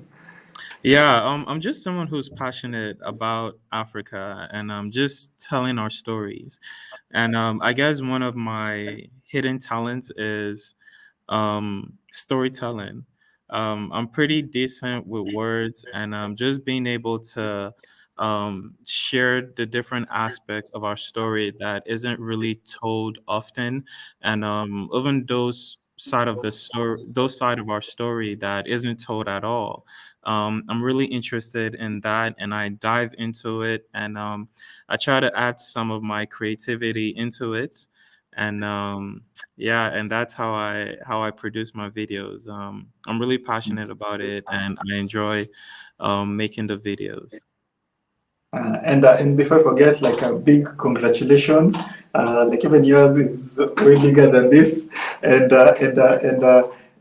like for those of you who don't know, you don't know, but so, like big congratulations, and I'm sure your life has changed, and Yeah. going forward,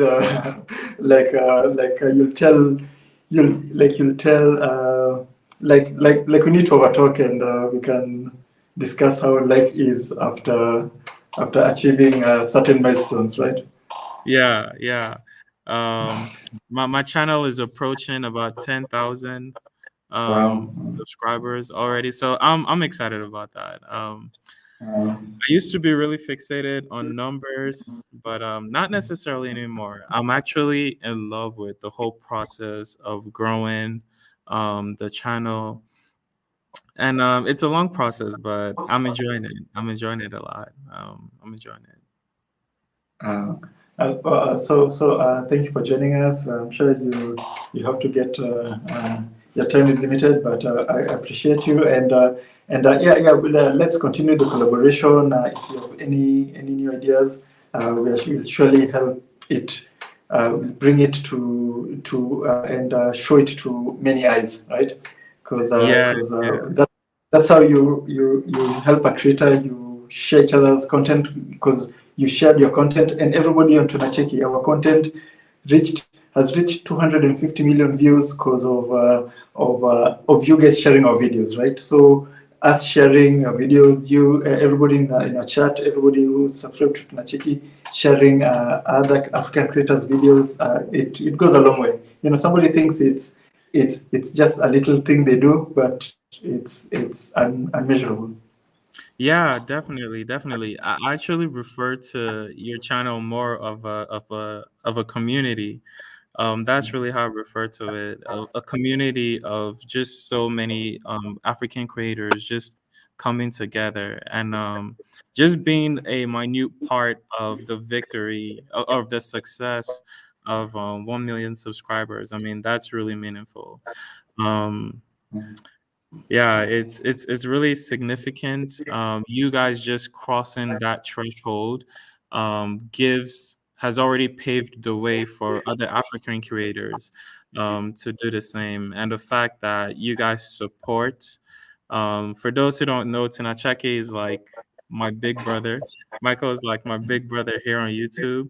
And a lot of what I've learned from him. And he's definitely this channel has been really significant and also my growth as a YouTuber at the same time. Thanks so much. We'll play, if you were to play one of your videos so that people can get an idea of the content that you make, which one will it be? Or will you leave it for me to choose? I'll leave it for you to choose. Okay. Whichever topic or subject that best appeals to anyone. I put in a lot into the videos, a lot of research and a lot of time goes into it. So I think any video will definitely, except my first video. And that was the one I was going for. Oh man. You know, I So, starting YouTube. That was really the first video that I ever made. So I never edited any video, never filmed any video. So I pretty much learned everything all at once. And now that I look back at my really old videos, I cringe so hard because I've grown so much from that extent. Really, with every video, I try to um, implement some of the things that I've learned in terms of editing wise or even knowledge wise and my ability to storytell. I try to make improvements upon everything for each subsequent video that I'm making. So I'll say my most recent videos then. so same here. Like the first videos I made, they were, let's say, bare minimum, right? But now, these days, we put so much content, so much meat, and so much knowledge into the video. Yeah, So yeah. yeah, definitely. But that's progression for everything you do. You start with what you have, and you get better as you continue learning, right? Yes, yes. And I'll say like that's one of the things that paralyzes a lot of YouTubers. And of course African YouTubers are in this scenario also, where we try to start a lot of people want to make videos or have a YouTube channel, but they'll want to wait until they're ready, maybe until they have the right equipment or until they're ready mentally. But there really is no other time to start than now. If I never made my first video, I probably wouldn't today, have a YouTube channel. So, Yes. yeah, just going ahead and making that video, putting it out there and learning from it. That's definitely consequential in progressing through YouTube. Wow. Yeah, and consistency is very important because and one thing I tell people like for me, I'd rather that rather than I make my first videos, they get 1 million views. Like I'd rather have a video with a constant 10,000 views every video I make than just one viral one and then the others don't get views. So it's consistency. It's really good. Building up your community is really good because it's a community that holds you, right? Any can go viral. Nobody can make a viral video. It's just random luck. Even YouTube doesn't know. Even YouTube doesn't know how videos go viral because it can be the weirdest thing that make a video go viral. Yeah, but for me, I'd prefer consistency other than a video going viral. Yeah, so and the consistency comes with hard work and just starting. Say, hey, I have this idea, I'm going to start. People, you don't need to save up for that fancy, I don't know, like camera. You don't need to save up for. There's so many free tools you can use to edit. There's so many, like these days, most people have a smartphone with a decent camera, and that's all you need to start, right? Yeah, definitely. I started I pretty much edited my first video on my wife's on her MacBook Pro, and I filmed a couple of my first videos using my phone also, and it definitely works. It does the job, and through that, we can learn and perfect our craft. So yeah, definitely just starting, not overthinking it, just starting. Awesome. So, thank you for joining. So, what's the plan for Africa Day? Some jollof rice or? The plan is to work on the next video. I can't wait for what's coming up next. I think I'll keep it a surprise. I'm really excited about it. There's a lot of research going into it, but I think it's something that will be really valuable to the community. So that's definitely what we'll be working on. Every day, really, for me, is Africa Day, because every day I'm gonna be constantly, of course, doing the same thing, just working on doing more research and working on the next video that can change our minds about or make us even think critically about certain issues going on the continent. I'm going to steal that. Every day is Africa Day. Yes, that's going to be our Yeah. Remember when Michael said every day he is that's definitely mine. Yeah, like that one. It's And part you of now. use that as a quote by Michael, since we're both Yeah, and Michael. then just a section, this section of the video, I'll just cut it so that it just starts from me saying it. Yeah, thank you so Right, much. yeah, Thank you for joining us. Thank you for joining us. And after you say goodbye to us, we'll show the video, like your video. Or would you want we watch together? Then you critique, or that will be too much. sounds good. Okay, No, good. that sounds perfect. Sounds perfect. I love it. Okay. So let's see.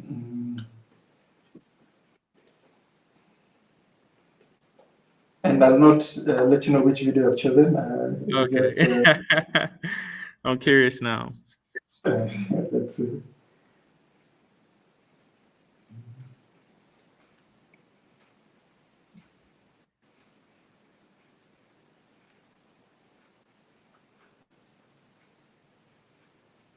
Let's see. Give me a few minutes. You know, I saw your text this morning, and I was like, man, I've been willing to send you a message that we should definitely collaborate on something pretty soon. I'm gonna have some time on my hands in the next few weeks, so I plan on trying to work with as much creators that I'm familiar with as possible. So I'm definitely looking forward to a lot of collaborations. And if there are any African YouTubers out there watching this live and would like to work with me on a video or two, I'm definitely open to that. It may take a while because it takes me a long time to make my videos, but I'm definitely open and love collaborating with others. And like I'm part of this African creator group, and I'll introduce you so you can easily just invite people directly just with a WhatsApp or an SMS. So, yeah, that sounds perfect. Okay, awesome. So let's start this. The reason I chose this video is because it's a extremely important video, right? Okay. And so, okay, let's.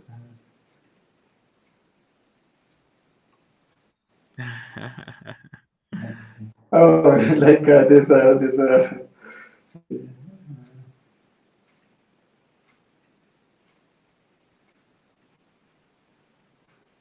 Is not in history books and have been fashioned in a manner to be.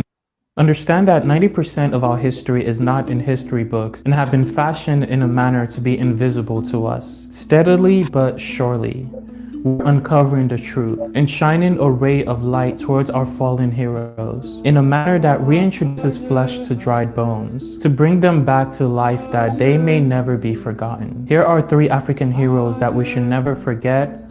Patrice Lumumba, the first Prime Minister of the Democratic Republic of Congo, nicknamed by Malcolm X the greatest black man to walk the continent of Africa. And I call him the template of African unity. Born in 1925 on Ulua, Belgium, Congo, Patrice Lumumba played a pivotal role in liberating Congo from the strongholds of Belgium. He was consequential in establishing an independent republic, and for this he paid the ultimate price: his life. Shortly after independence, insurrection broke out in Congo, leading to mutiny within the army. In 1956, Patrice Lumumba was invited to Belgium for a study tour. He was arrested upon his arrival back to Congo. After serving his sentence, he pioneered the Congo National Movement, also known as MNC, which was the first party of Congo. This led to Belgium declaring elections in Congo, which was met by an uprising. Out of fear of Belgium's intentions of inaugurating a puppet government, the people revolted. Belgium retaliated, leading to the arrest of Patrice Lumumba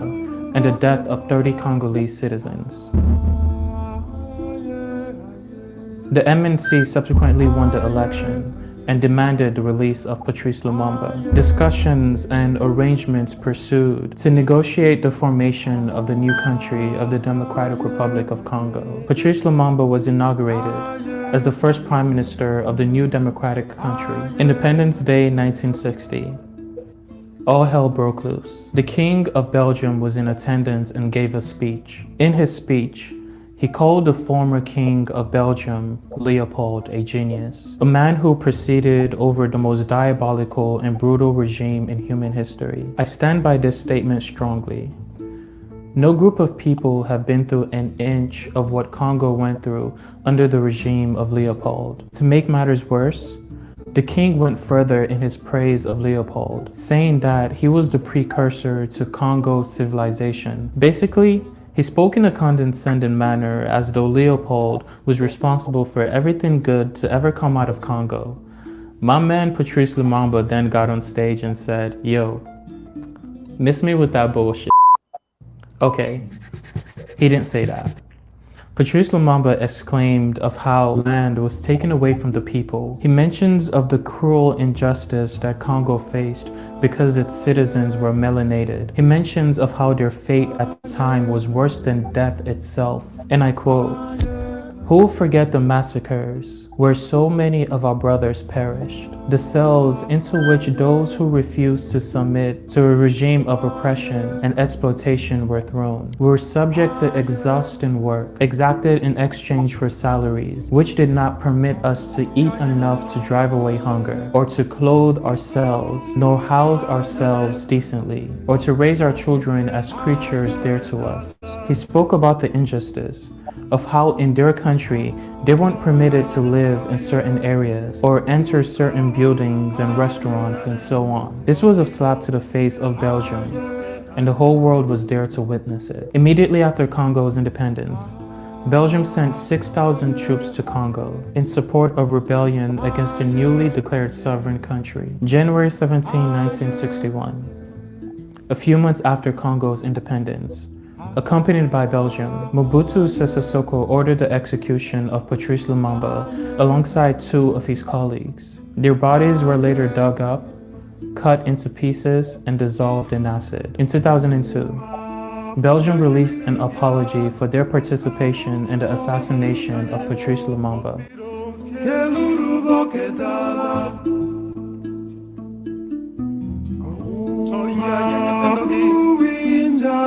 Other Western governments have also admitted their involvement in his death. History should be forgiven, but the heroes of our past never forgotten. This reflects a very similar saga in a lot of African countries, where after independence, an elite group of African leaders rose up to the task of taking Africa to new heights. Through a cascade of coups and changes in government, this led to a new generation of predatory dictatorships who benefited from the initial foundations of colonization, foundations set in place to ensure the exploitation of the mass, and at the same time ensuring stability by making sure the people don't revolt to prevent an insurrection. History should be forgiven, and the heroes of our past never forgotten.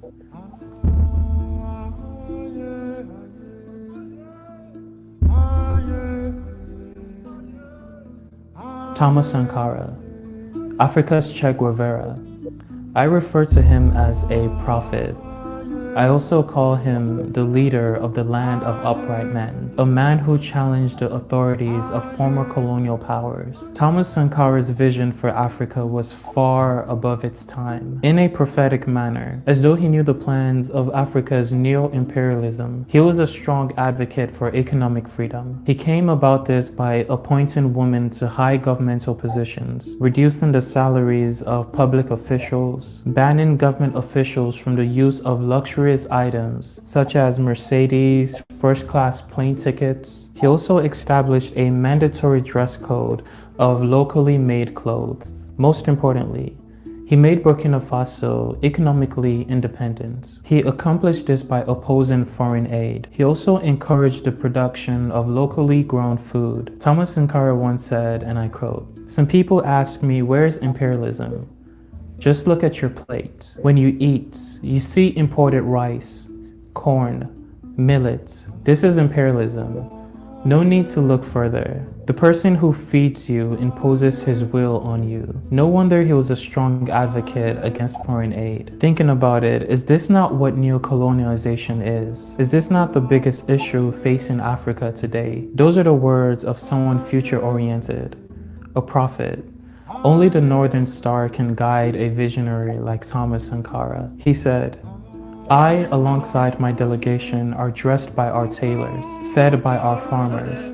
Not a single thread came from Europe or America. On his way to a cabinet meeting, the setting of his assassination took place. During its course, in the midst of a crossfire, to prevent unnecessary death, he came out with hands stretched as far as to the corners of the globe. He was brutally gunned down. Earlier in this video, I mentioned that 90% of our history is fashioned in a manner to be made invisible to us. In 2017, President Emmanuel Macron of France, upon his visit to Burkina Faso, promised that France will declassify French files of their participation in the country's assassination of Thomas Sankara. We are yet to see those files. History should be forgiven, but the heroes of our past never forgotten. I know that in this video I promised that we'll be going into detail about 3 African leaders that we should never forget. I lied. Sort of. The third leader on my list is you. Thomas Sankara once said, "There are 7 million Thomas Sankaras." And personally, I believe one of them is you. Africa is calling on a visionary like you, someone who will obey her call, someone who will not take advantage of her, someone who is upright and more than willing to put Africa first. There's been deliberate attempts to remove African history. Watch this video to find out how it was carried out. So Wow. I recommend everybody to watch the video that Akin said, so you can learn more about African history. Yeah, but that video is so informative, well presented, and we need more and more and more like that. I know you said it takes a long time to create videos like that, but please keep up, and like we need more clearly told stories explained, so people can learn about our true history, because as you said, lots of it is hidden, Oh man, so confused, much. and some changed, some contaminated, and we just need to clearly tell our story. During the course of a lot of my research, there's some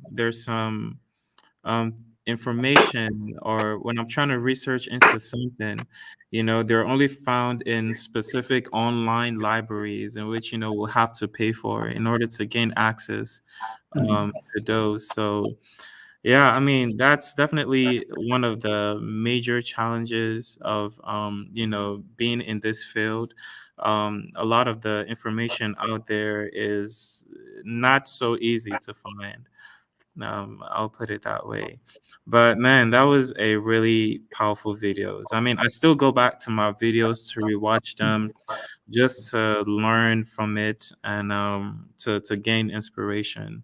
One of the things I was emphasizing in the video is that history should be forgiven and not forgotten.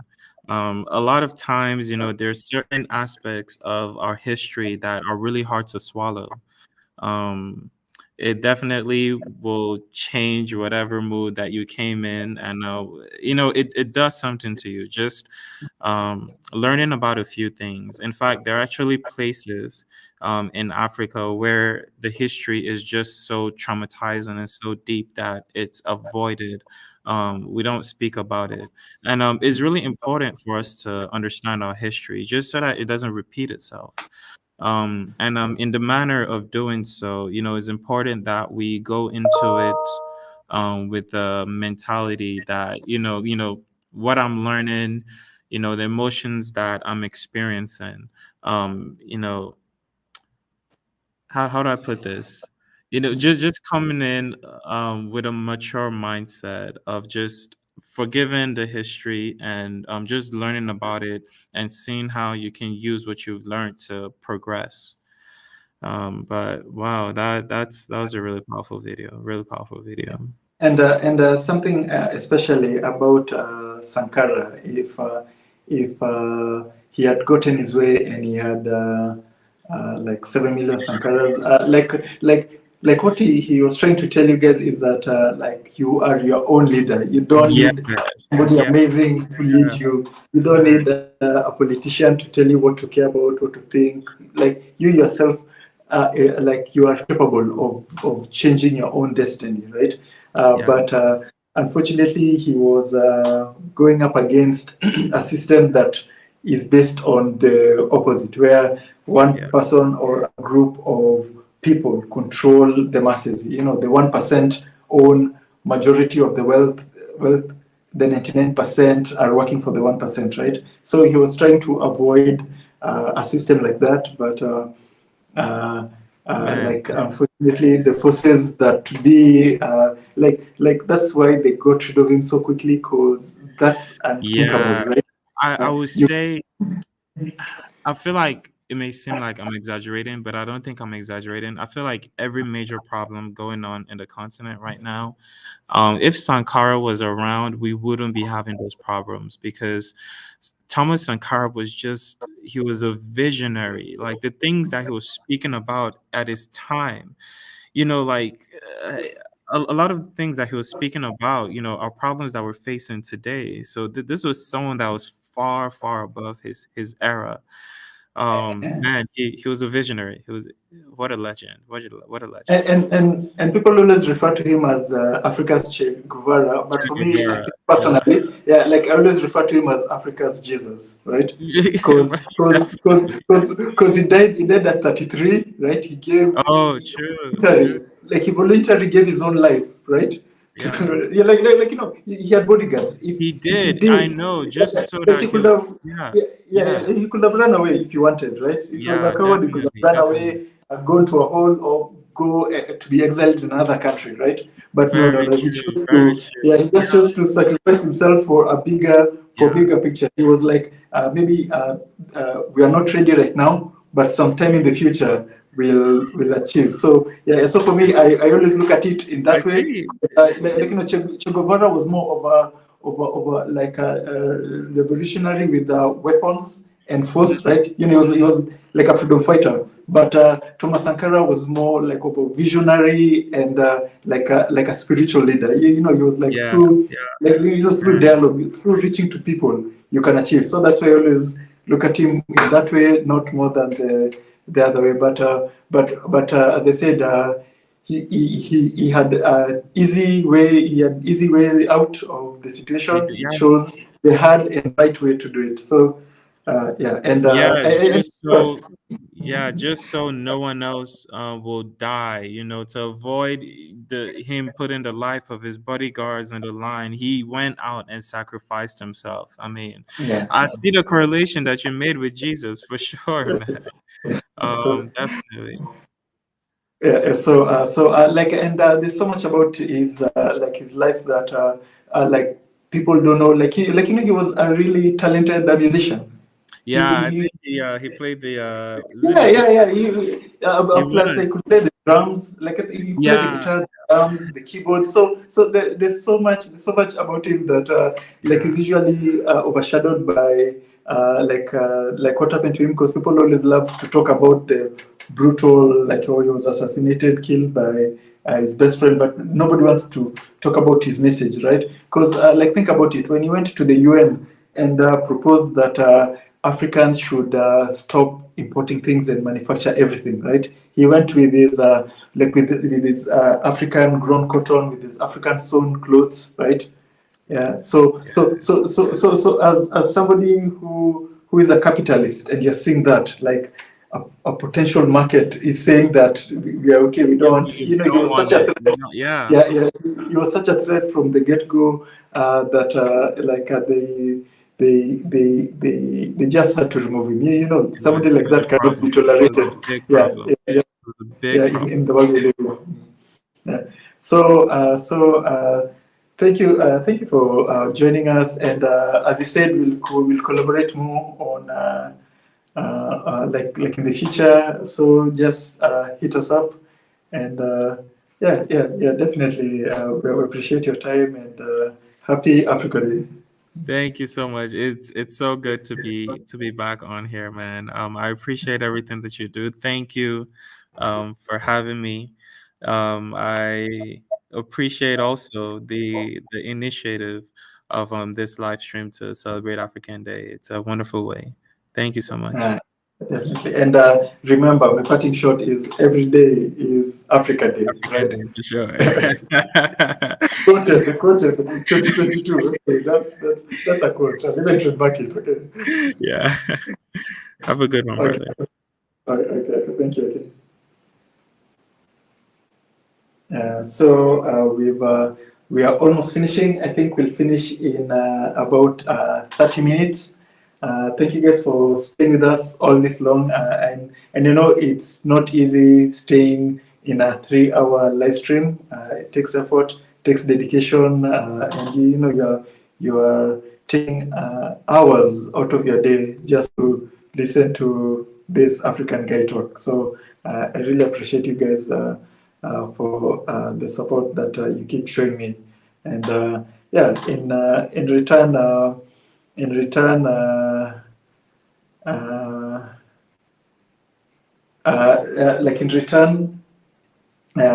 you guys show us so much love. So let's see what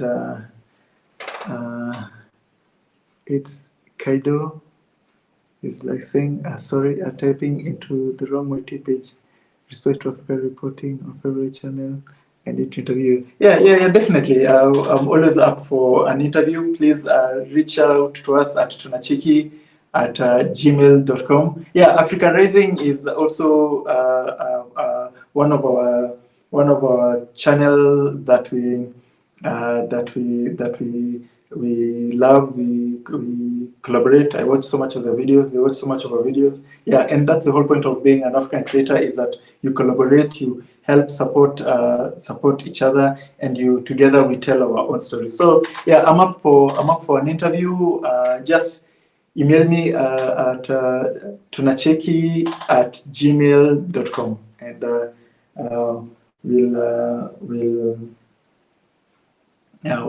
we'll discuss. And thank you for watching.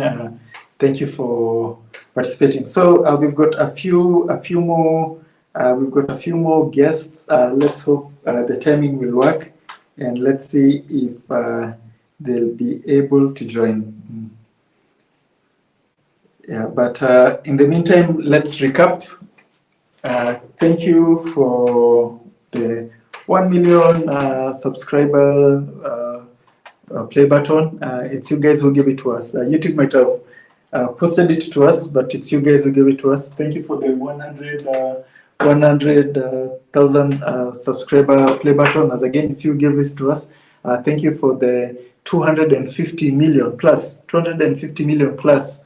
views. That's a quarter of a billion people who've watched our videos, and like things like I love numbers and statistics, but stuff like that still I can't believe it. I just imagine a quarter of a billion people have watched our videos, have taken something out of our videos, even if they loved it, even if they hated it, they've seen what we had to say about Africa and they've learned, rather than them going to an alternative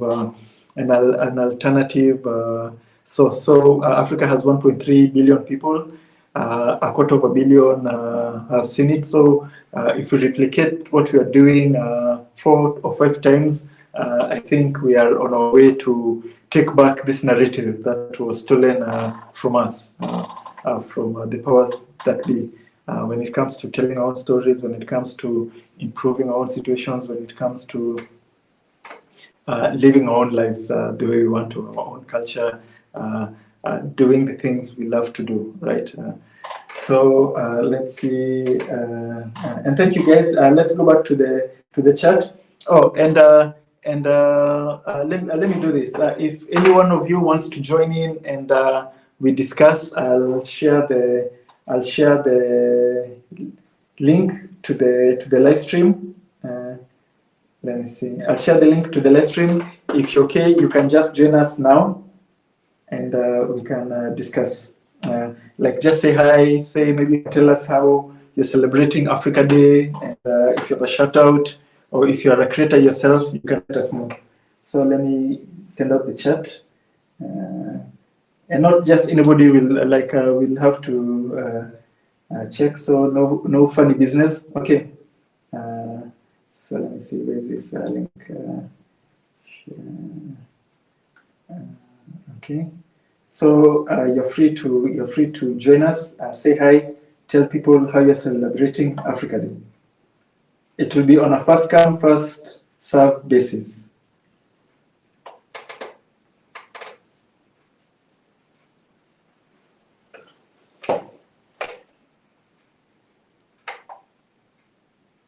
So is the invite if you want to join in, except this guy. This guy is doing funny business. Anybody who wants to join us, you have an open invitation. You can join in, tell us how you're celebrating Africa Day today, and you can give a shout out to your channel, or to your favorite channel. So if you're here, if you're a fan of Wongel, you can give a shout out to Wongel. If you're a fan of Habesha Traveler, you can give it a shout out. If you're a fan of Akin, you can give it a shout out, or any other African creators, so that other people can check them out. Tell people how you're celebrating today, and yeah, that's it. So as we wait for our other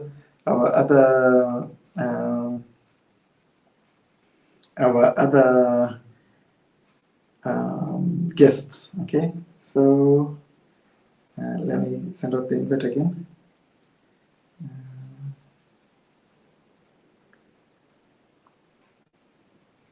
Okay, so just to recap, thank you, and thank you again for the support. Today is Africa Day. For those of you who does not know what Africa Day is or Africa Day means, so Africa Day is the day that Africa came together through the body called OAU, and from that came the African Union. And my goal is like my hopes is that after the African Union, what else will come, right?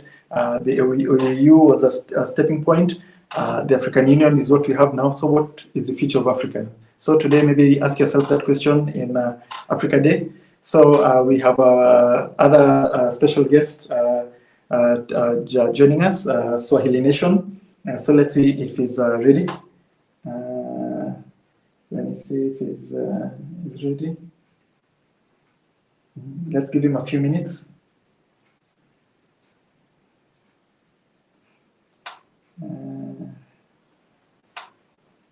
Greetings, John. You know so my goal is like my question is after the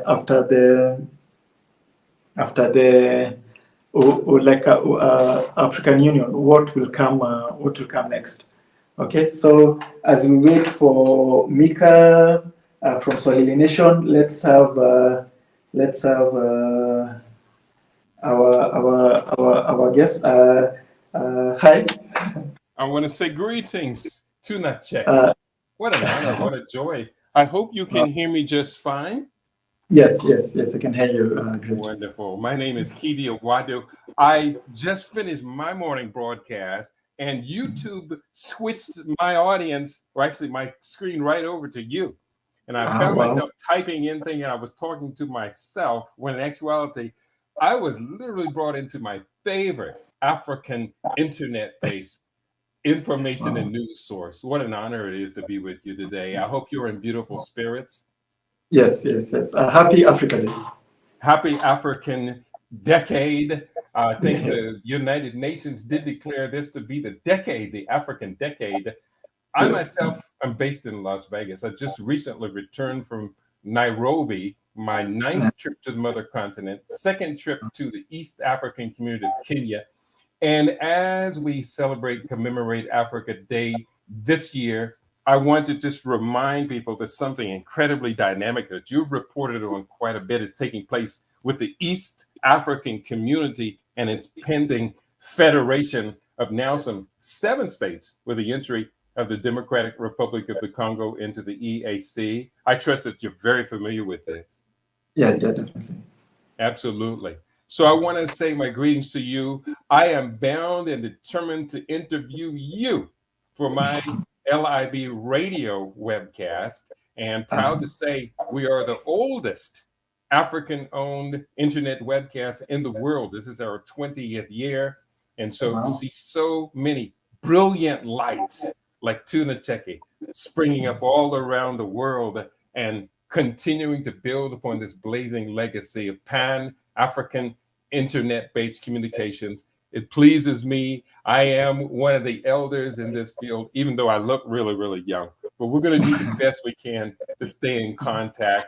I'm going to do the best I can to get in contact with you personally and share with you some of my books that I have out, including the books Africa Rising and my upcoming book called Futurenomics 2.0, the Wakanda future versus the fourth industrial revolution. We have some big tasks ahead for us. Wow. So please reach out through my email tunacheki@gmail.com, and we'll definitely. I'm really excited about the interview. We'll join in, and also please share your channel links in the comments so we can promote your webcast and your show. We'll definitely share it to our community, because the whole point of what we are doing is that we have to connect with each other, regardless if you're in the like on the continent, in the diaspora, right? Online, in person, we have to communicate, connect, and share our progress together, because there's no point if this community is different. I'll ask for the email address one more time, tunacheki just at gmail.com. Gmail. Gotcha. That's going to be easy for me to find. I'm going to also send you downloads. I'm actually the author of 42 published books so far. And so I'm going to send you some digital downloads. Again, what country are you based in? Kenya. Kenya. Okay. Well, I'll be back in Kenya in July. If you're in Nairobi or Mombasa, I'll have to make it a point to take you out to my favorite Kenyan Ethiopian restaurant. Definitely. That's great. Awesome. Thank you very much for this. So do you have any shout out that you'd like to give? Well, I could shout out so many people. Of the many people that I got a chance to spend time with while I was in Nairobi on this recent trip. One of my brothers is the developer of digital media and communications across Africa. And this is my brother, Meredith Beale, founder of the African Media Initiative. I want to give a shout out to one of the most brilliant lights of our generation, who I got a chance to spend a beautiful day with, and actually donated all of my filmmaking gear to his office, and that is Professor P.L.O. Lumumba. Wow. Oh, wow. That's one of those lifetime events. And fortunately for me, I was able to replace all my Progo gear when I finally got home. And then the last shout out to Nairobi-based Harriet's Botanicals. What our sister Shebek is doing there is truly historic, with the rebirth, the investment and development of traditional African medicine, which its current annual value in the world economy at 12 billion needs to be much closer to China's annual traditional medicine value in the world of $475 billion. So we're going to do the best we can to develop traditional African medicine. I have a book out. I'm going to send you a copy. The Blackest Soil. Africa can feed the world. Yes. Definitely. And we've done this. We usually call it Africa True Story, of how it's actually designed by the manufacturers currently, the large manufacturers, the Nestle, the big conglomerates, right? That it's actually designed, right, to make us not be able to feed ourselves. Like technically, like our leaders have signed treaties, they signed agreements that like they're making us not to be able to produce enough food so we can import rather than grow our own food. So we have that ability. It's just that the systems that are forcing us to be in this loop of ever needing things to be made and brought in for us instead of the other way around, instead of us selling it to them.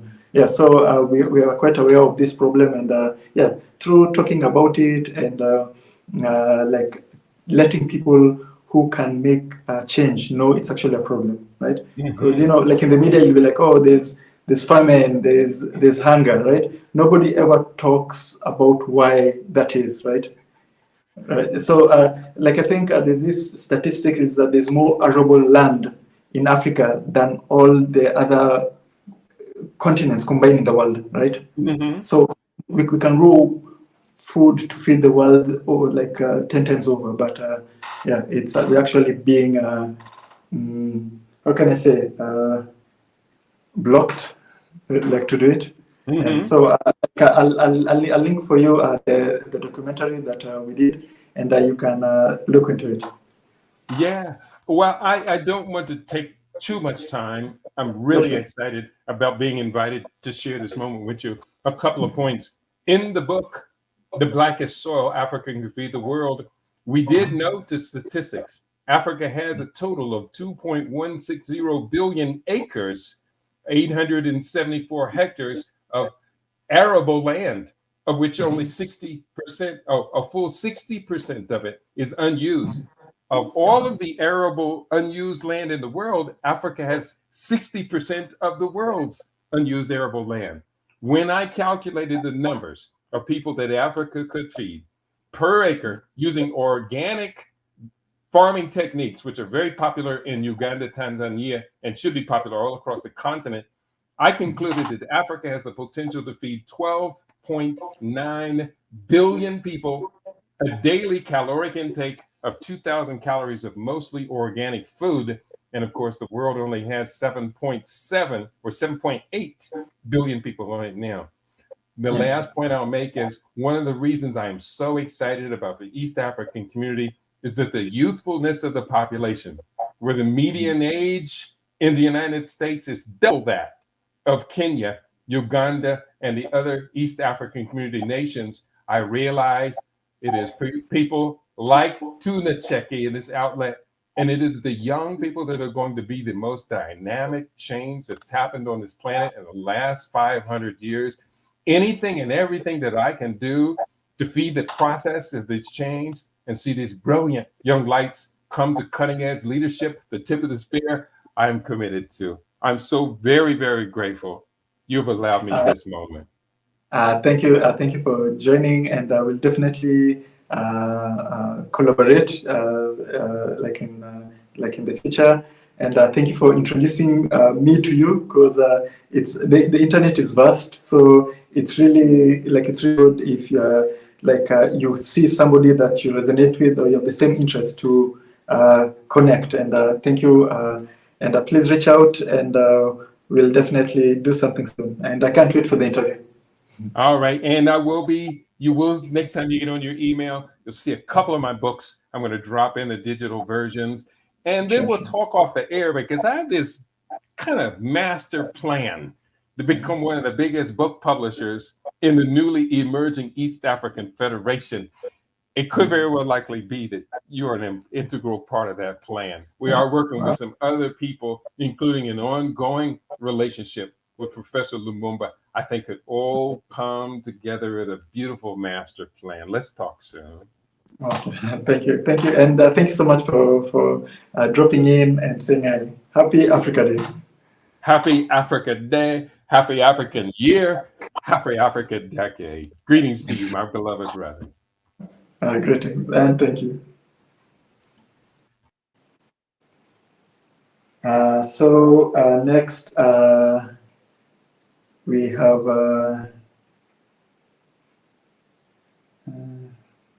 so that was really great. And if you want to join in, we're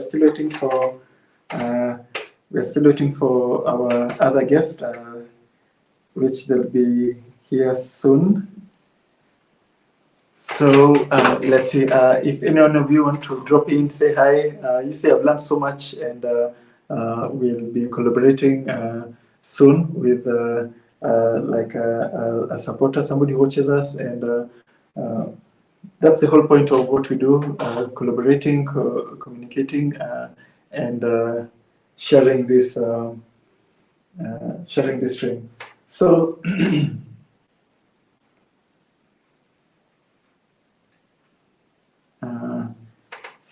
Thank you guys for joining us till now. It's been we're almost going to 3 hours, and I appreciate you guys staying with us for this long. It's Africa Day. There are many events that are taking place throughout the continent. Today, everybody is celebrating in their own way. And as I was explaining, the reason why today is Africa Day is because the OAU. African Organization of Africa Unity was made today.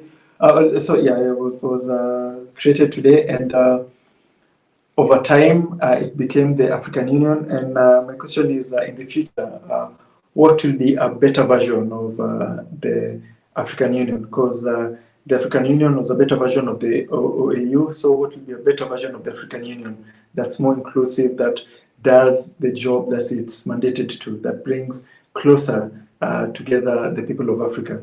Yeah, so please let us know in the comments, give us your ideas, let us know how we can make this dream of having a one united Africa be a reality. Let's see.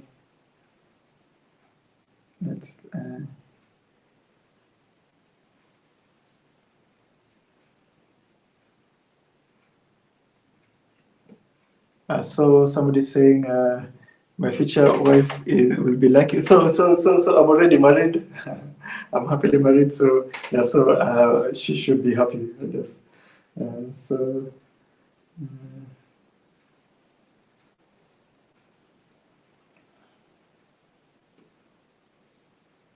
So let's see if Mika is available.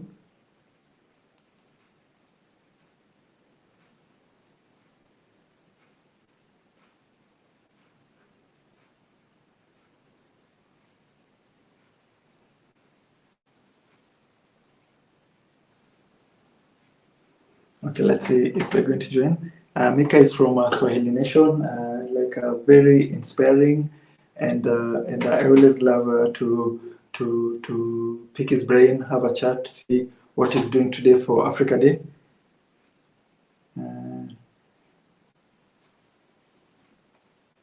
Let me try another guess. Let's try to see if Wodemaya can join in now, because all of our guests today have been doing events and they've got other things. So they were paying us a courtesy if they could drop by to our event also. So let's see.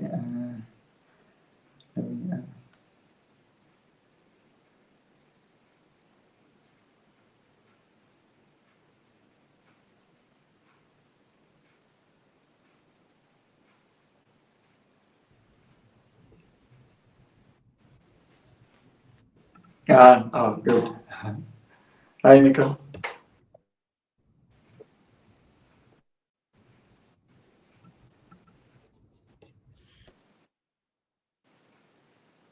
Hello.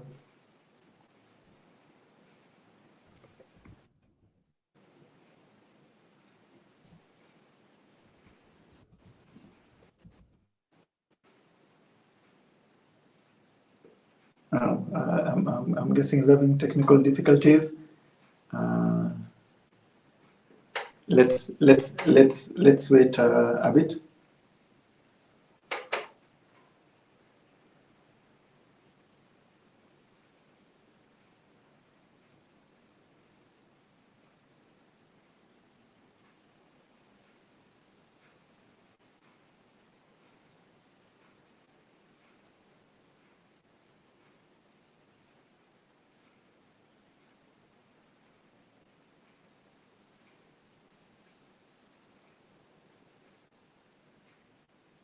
Hi, Mika.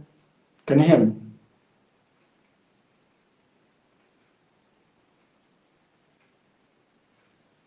Oh, okay. I guess he's.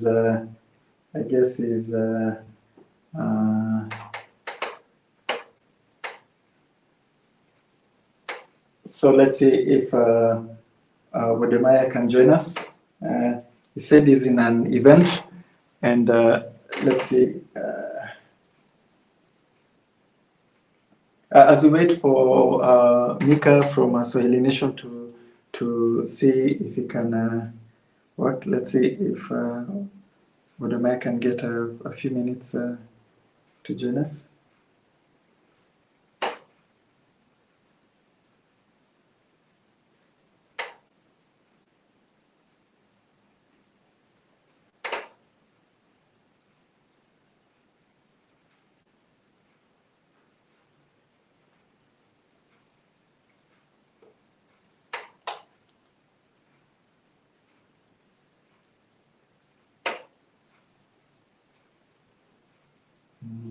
So give me a few minutes,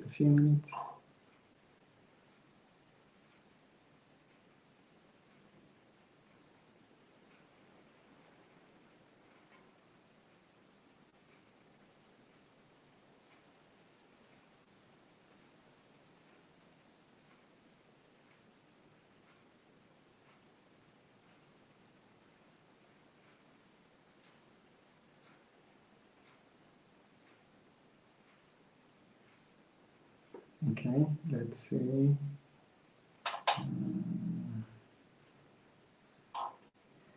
So maybe while we wait for them to join, I can tell you guys future things, things that we are currently working on. We are working on new shows, very new creative shows. Some are still in the wrap, still we get them ready, but they'll be quite interesting. We have one documentary type African show that will open your minds and your eyes to the injustice, the double standard, and the really ironic world that we live in. So that one is coming. Let's see, before on the 1st of June. The first episode will premiere then. I would really love support on that because it's taking us time and resources to make it so that it's quite at the right quality or standard for you guys. We will also be bringing you guys more shorter news, and also of course our weekly long format news that's 30 to 1 hour minutes long. But during the week we'll be doing the 2 minutes to maybe 5 minutes max news pieces. We'll continue with the dance shows. We have a new episode in Africa True Story, and we have a new episode of My Africa Story. And what else? We have a new. We started our show for Africa Reacts last week, and the reception was quite good. Hey, We Love Africa is in the house. Hi, We Love Africa. So these channels like We Love Africa, Swahili Nation, Wangel's channel, Hebesha Travelers channel, like we try to collaborate and work together, try to promote each other, and through that continue promoting African stories, continue improving the African image that has been tarnished over decades by the powers that be. So through collaborating and through sharing each other's content, through promoting each other, through participating in each other's projects, we really go a long way in promoting this channel. So it's been a great journey getting here. We really appreciate you guys for the support, and let's see if the guests are ready. Let's see.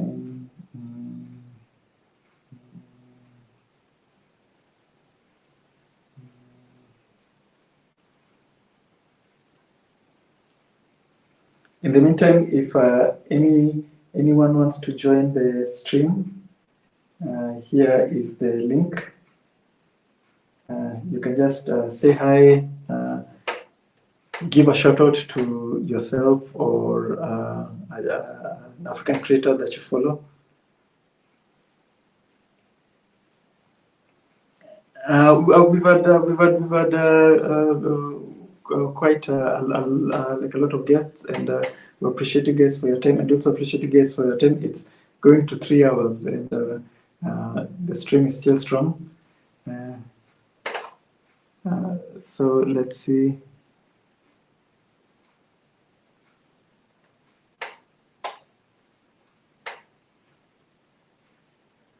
So Matteo, would you like to join in and say? You've been very active in the chat.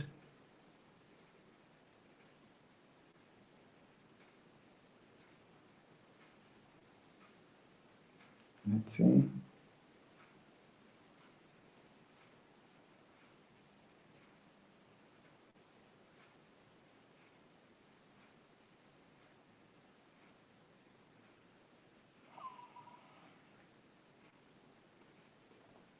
I think we lost Mika to connection problems.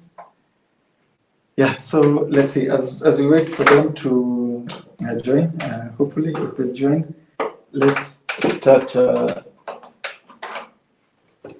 celebration.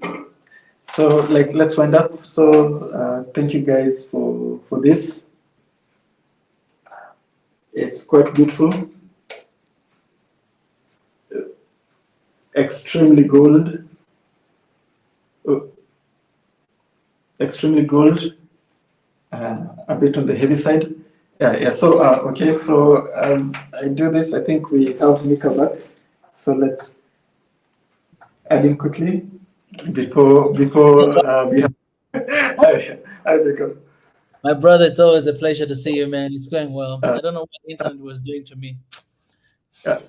Don't worry. These are challenges that will permanently fix in the future, right? Like we're getting there, because I heard Ethiopia has implemented 5G, so next you can even be sending me a 20 GB file within 1 minute. I had to call the IT guy, to fix my internet. That's why I'm kind of late. No, I always appreciate you giving your time to talk to us. Like you said, you are in an event, so maybe you can tell people what you're doing today. Yeah, man, this event called Pan-African Youth Summit, and actually I didn't know that is this big. So basically they invited different Africans across the continent to come here to talk about the present and the future of Africa. And today, I mean, we had Deputy Prime Minister was here to open, and the Minister of Women Affairs, I think.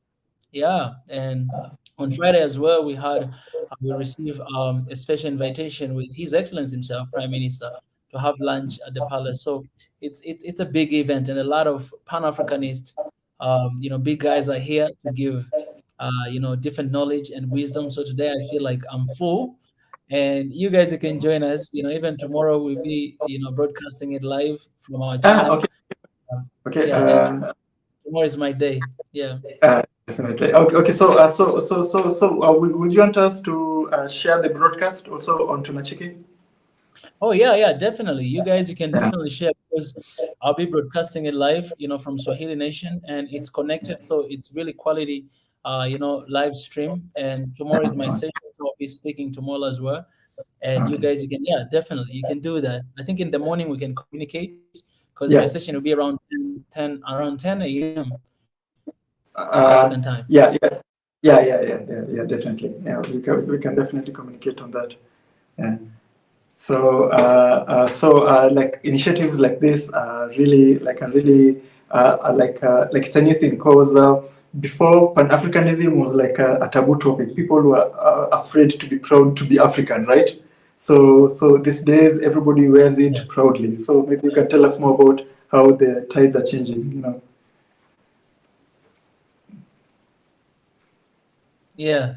Before it was just about old people, you know what I'm saying? Like ancestors, Julius Kambarage Nyerere, you know, Kibaki, and some other, Kenyatta, and some other generation. These and at the same time, like we need to be careful because it's not about popularity. It's not just about name, you know, Pan-Africanism, but it's about the act and the action, you know, behind it. So it's like a way of life, you know, from what I hear.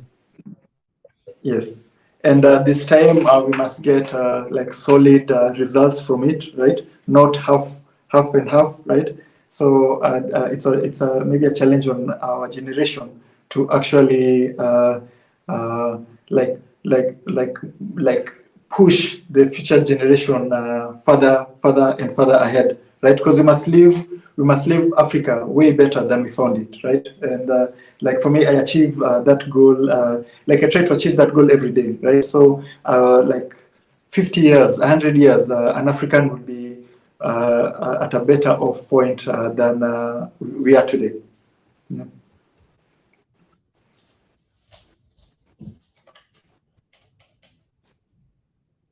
So let's see. So maybe like I think still having a bit of like internet problems. Yeah. So let's see as he tries to fix the connection. Yeah. Like it's totally like understandable. I've done calls from Addis, and if you don't have a good network, it can really be troublesome. Yeah. But yeah, but the problem is actually solved. It's just implementation. Safaricom, it's like one of the largest telecommunication company in Africa, made an agreement to start providing its services in Ethiopia, 5G, internet, phone call conversations, and it will completely change the lives of Ethiopians. Cheaper internet, better connections, cheaper calls. So yeah, like all these things are getting solved as the days go by. So yeah, it's not going to last for long. Yeah.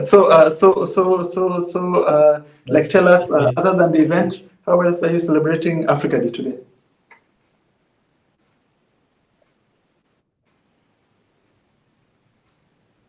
Can you come again? Other than the Pan-African Youth Conference, how else are you celebrating Africa Day? Actually today, man, like I've been just having meetings and meetings and meetings and meetings. I didn't have even time to rest. After this, then I'll be like free, and I think I'll celebrate right there. I'll go to sleep. That's how it has been the whole day, my brother. Since morning, since 8 a.m. to right now, it has been like that. That's how I celebrated today. I had like just Karen. Yeah, I had like two other different engagements, and I shared with you in WhatsApp. So I was just talking like this all the day.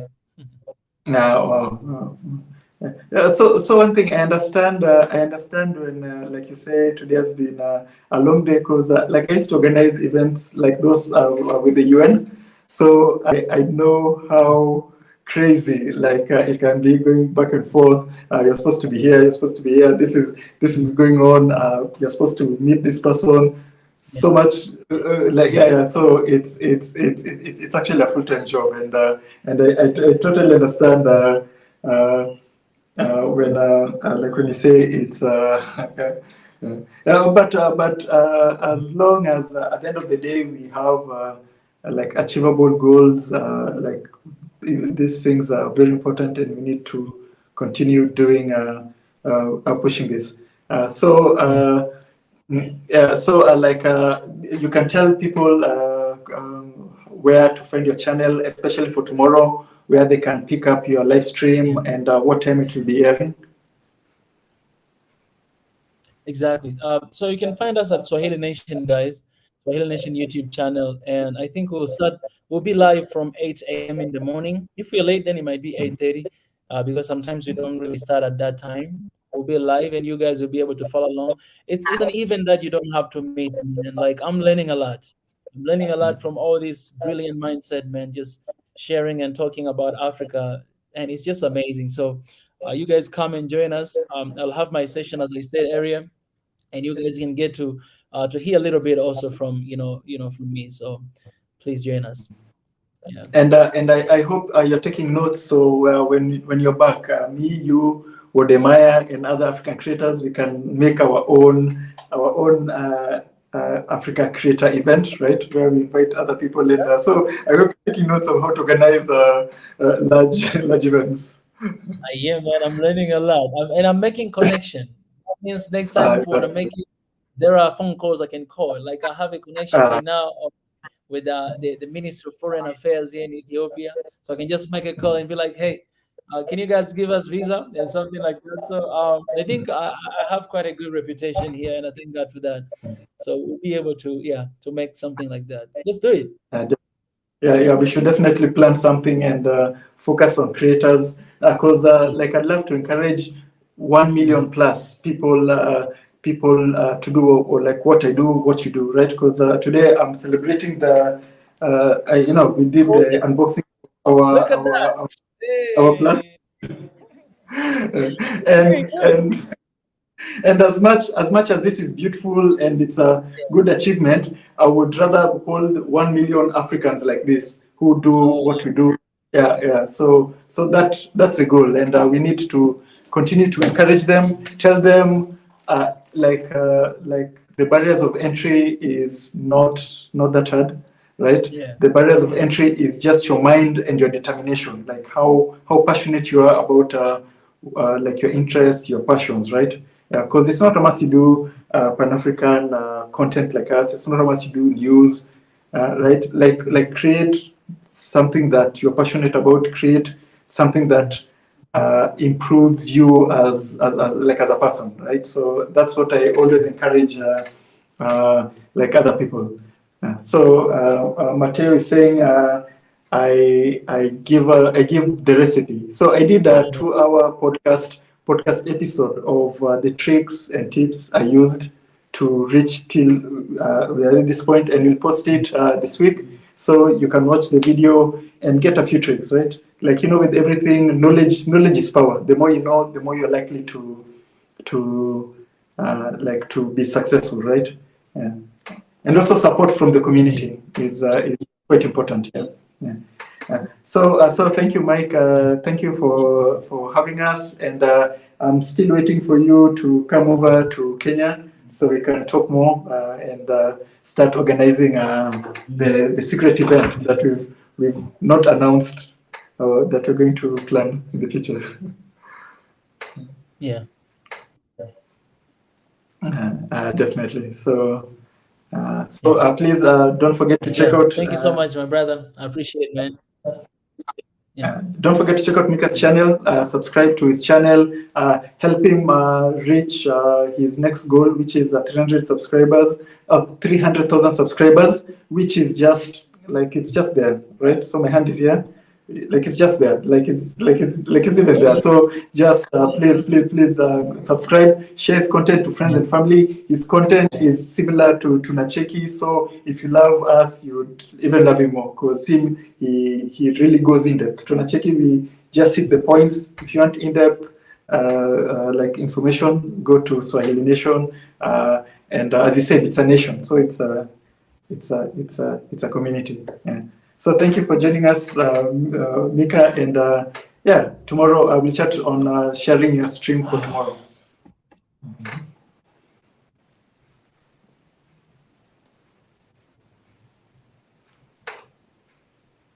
Okay, so I think it's still having internet problems. Yeah, so I think we'll try Wodemaya one more time, then if he's still busy, because today he was also in doing an event. So we have one more.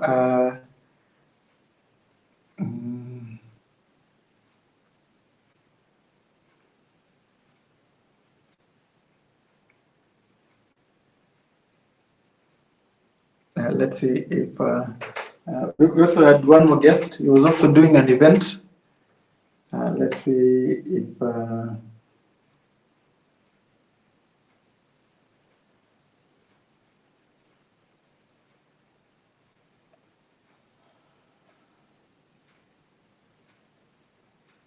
Let's see if we can join.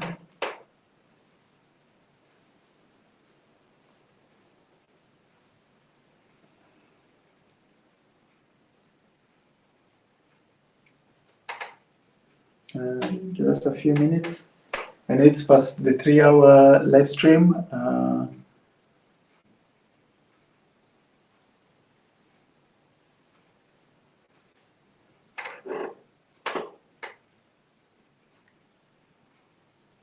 Let's see. So honestly, like thinking about your money rather than considering the plight of your people is where Africa turmoil and disunity. Yeah. So like for me, I'm never in favor of this capitalistic system that was imposed like on Africa's economy and society. So yeah, that's usually true. Let's see.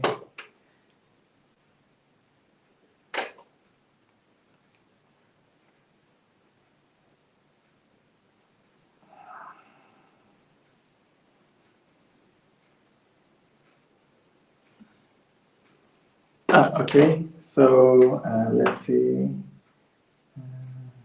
We've got yes. Hello. Lafia, how you doing? We are doing good. Thank you for joining us. You can introduce yourself and tell the community. My name is Yeye Louisa Tish.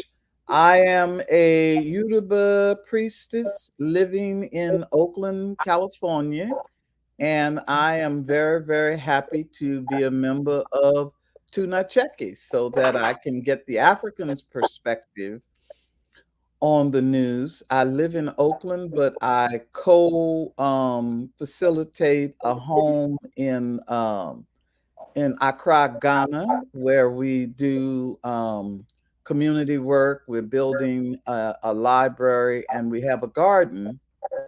We have a garden there. So I am very, very much wanting to know what's going on my mother continent. Oh, wow. Thank you. Thank you for joining us. The Diaspora community is very vital to what we do because we always encourage people in the diaspora. Just because you are born there, it doesn't mean you can't come back here and see how you can participate, see how you can you can help, see how they can help you, because I'm assuming it's two ways, right? You're Yes. learning and you're also teaching, right? And That's that's the whole point of a community. That's the whole point of growth, right? You're learning, getting better. Thank you so much for joining us. So maybe can I ask you, how are you celebrating Africa Day today? Well, actually today I am sitting at the home of another priestess in Tennessee, and this weekend we are holding yet another annual Sacred Waters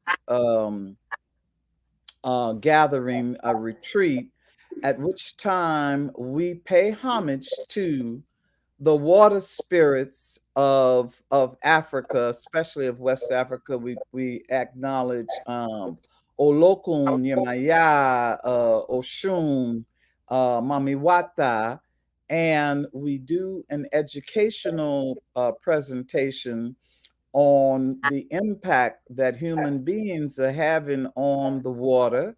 We advocate that people apologize to the water spirits for their negative behavior, and then take oaths to commit acts that improves things. So, my students, if they go down to the ocean, they have to clean up before they can get in the water. If they are, using water to drink, then we do things like when the earthquake in Haiti messed things up, we sent water purification tablets to Haiti.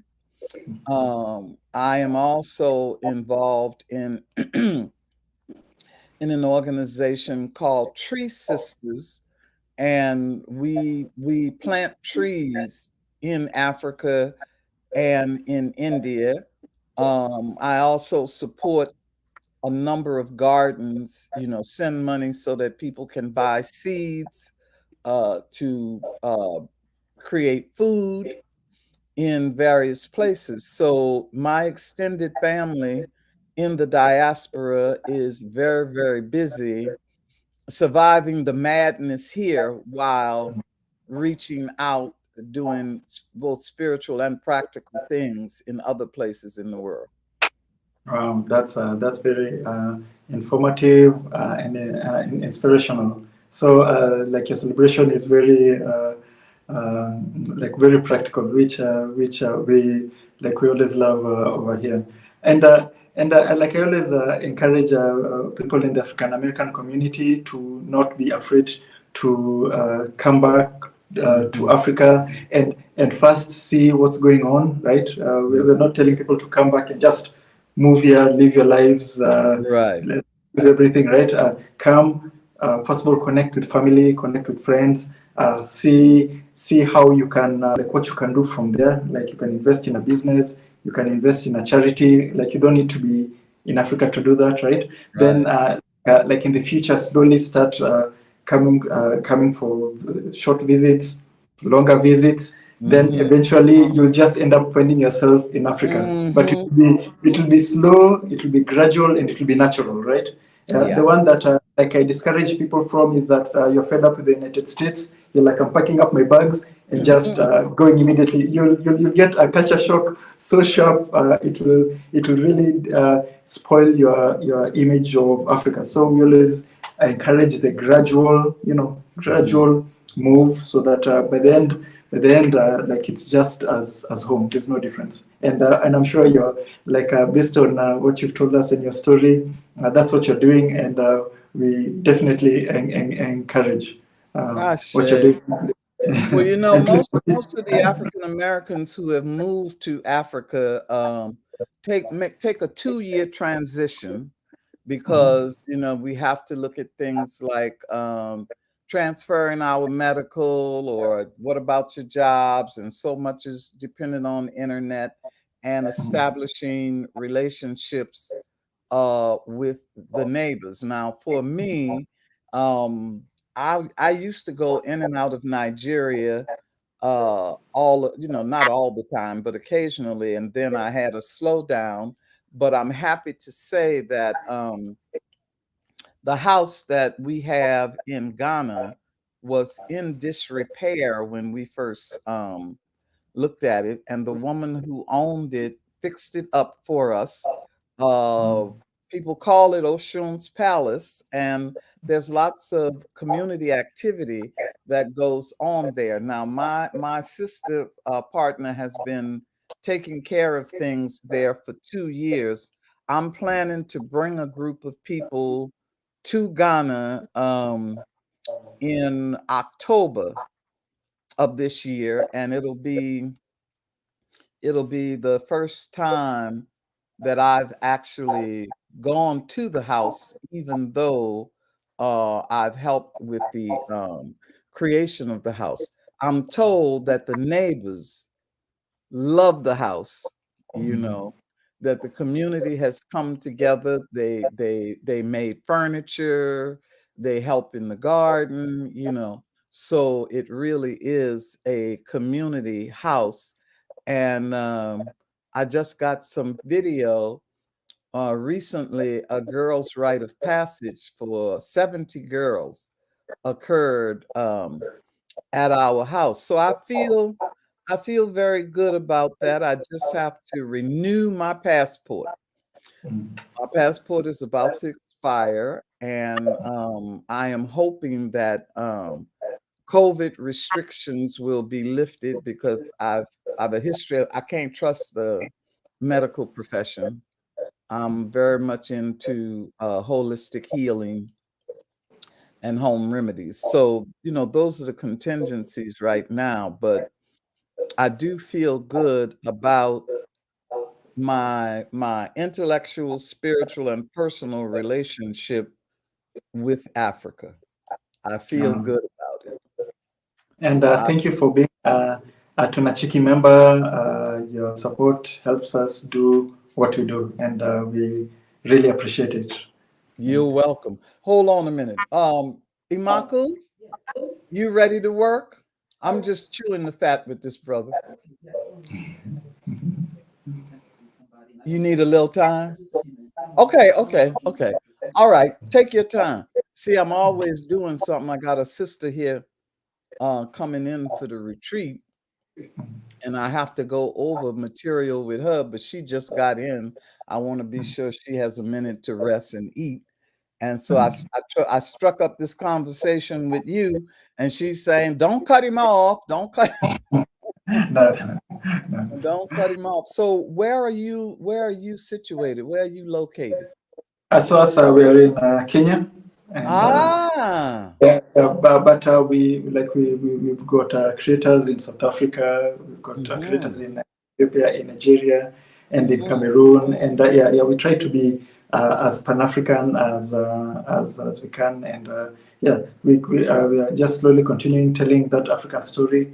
So we have to tell our own stories and no longer expect other people to give you justice and tell your truth, because that's not how this world works, right? Yeah, they say if the hunter tells the story, you'll always be the prey.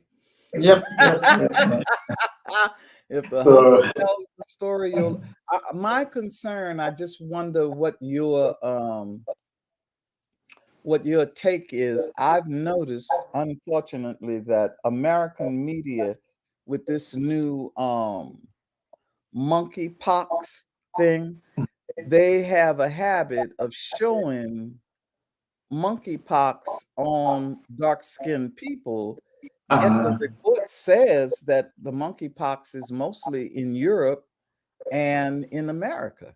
Yeah, not even mostly. It's only the outbreak is only in Europe and America only. So the good thing about that is that we covered it, and our journalists, right, wrote an open letter to these media houses and the CNNs, BBCs, Fox News, like all of them, and they just called them out. They're saying it's just blatant racism, and things like this has been happening for like decades, and it's time to stop now. And then in return, every local media news here that's talking about monkeypox is showing white faces with monkeypox. So we're no longer at the back burner, or we're no longer at the foot, or so we've called them out. We're like, hey, this is racist, and now we are giving them a taste of their own medicine. And going forward, I think people are now opening, people are more courageous, people are more open to challenging these media houses that have just been getting away with all these things for since the inception, right? Since CNN, they've been just getting away with everything, right? Like you say, even with monkeypox, it's not even that like for us, it's not even that serious. But the thing that's even worse, when there's like a bombing in America, or like a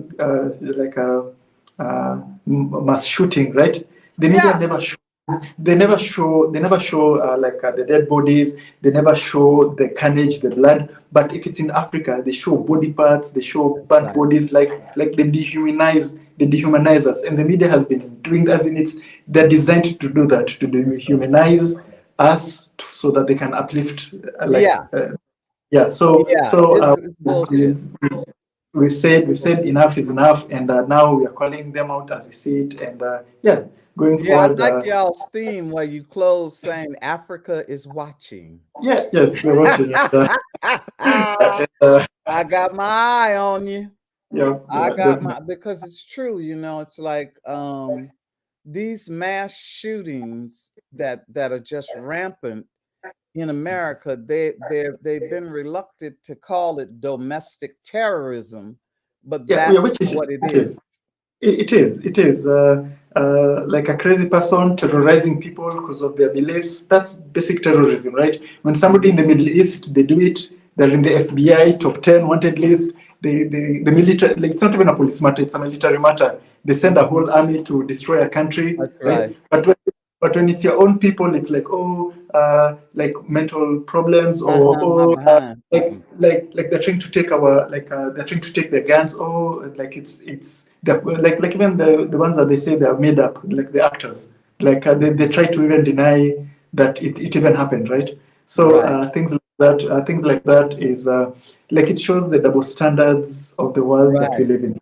It's like things that apply for you do not apply to us because of our skin color. Yeah. So and as we said, enough is enough. Africa is watching. There's no getting away with that stuff anymore. Well, I'm glad to see that tunacheki exists, because a lot of people, a lot of everyday people in America don't have good information, and they still have very old colonial notions in their head, and I know back in the 80s when I first started making trips to Africa, people would say, no, don't go over there, they ain't got no water, the monkeys gonna get you. I mean, all kinds of crazy stuff, right? And then I would have to come home with pictures, to show them the beauty, and to I just got to the place where I said, I don't associate with people who don't have a respect for Africa. I don't care who you are. If you don't have a respect for Africa, we can't talk. Just, one of my elders told me, don't waste the spit in your mouth. Don't waste it, okay? So there's some people I don't talk to because I can't deal with the ignorance. And basically, with all of my students, there has to be a commitment to your time here on earth. One of the things you have to do is work toward making it a better world. If you're not doing that, then don't waste my time. So, I want to thank you again, brother. I'm gonna get off and see what me and this sister can do. But just know that there are a lot of us here in America who have a Pan-Africanist and a global point of view. And maybe one day I will make it to Kenya and Tanzania, because one of the things I want to do this lifetime, I want to sit on the side of a mountain and watch the wildebeest migration. I've watched it, and something you might not know about me, I'm actually half Kenyan and half Tanzanian. So all right, okay.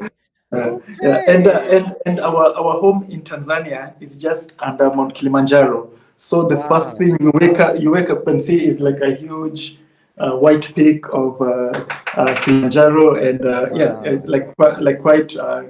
quite beautiful. So definitely, that's a must do for you. Ashe, thank you so much. I will see you again. Bye bye. Happy Africa Day. Same to you. Happy Africa Day.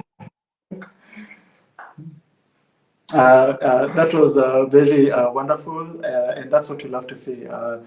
People who follow us, our members, sharing with us and telling us what they do, some about them, and it's quite encouraging, and makes me even want to do what I do more. So next we have another African creator. We've worked with him before. I'll put him on and he'll introduce himself. Next we have another African creator. Hello. Hey, brother, how are you doing?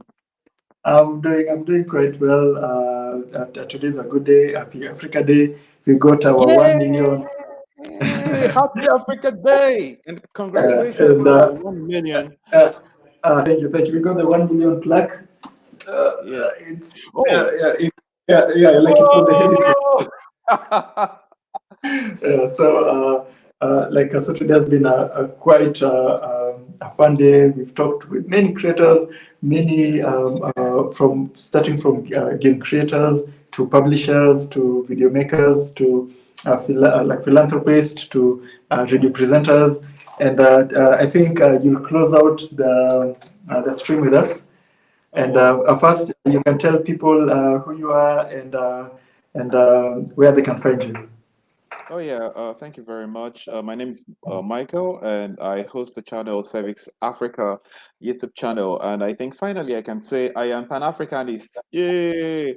I mean, for for the first 2 years of my YouTube journey, I didn't quite know what to call myself, and but finally I'm finding myself more and more getting involved in Pan-Africanist programs. And currently, as I'm speaking, I'm in Ghana attending a conference on civic engagement. So I've been part of the African Civic Engagement Academy, and we finished our program late last year, and now some of us who had really outstanding projects are meeting up in Ghana to uh, talk about stuff and look towards what the future holds for all of these young African leaders. And it's been fantastic. And I have people here from Kenya and from Ethiopia, from Tanzania, from Zimbabwe, from Mozambique, from everywhere. I think I'm getting to see the most diverse collection of Africans in the same space at the same time. So it's all beautiful. And yeah, so beyond my Pan-Africanist life and creating content here on YouTube, I host the PQ podcast, and also I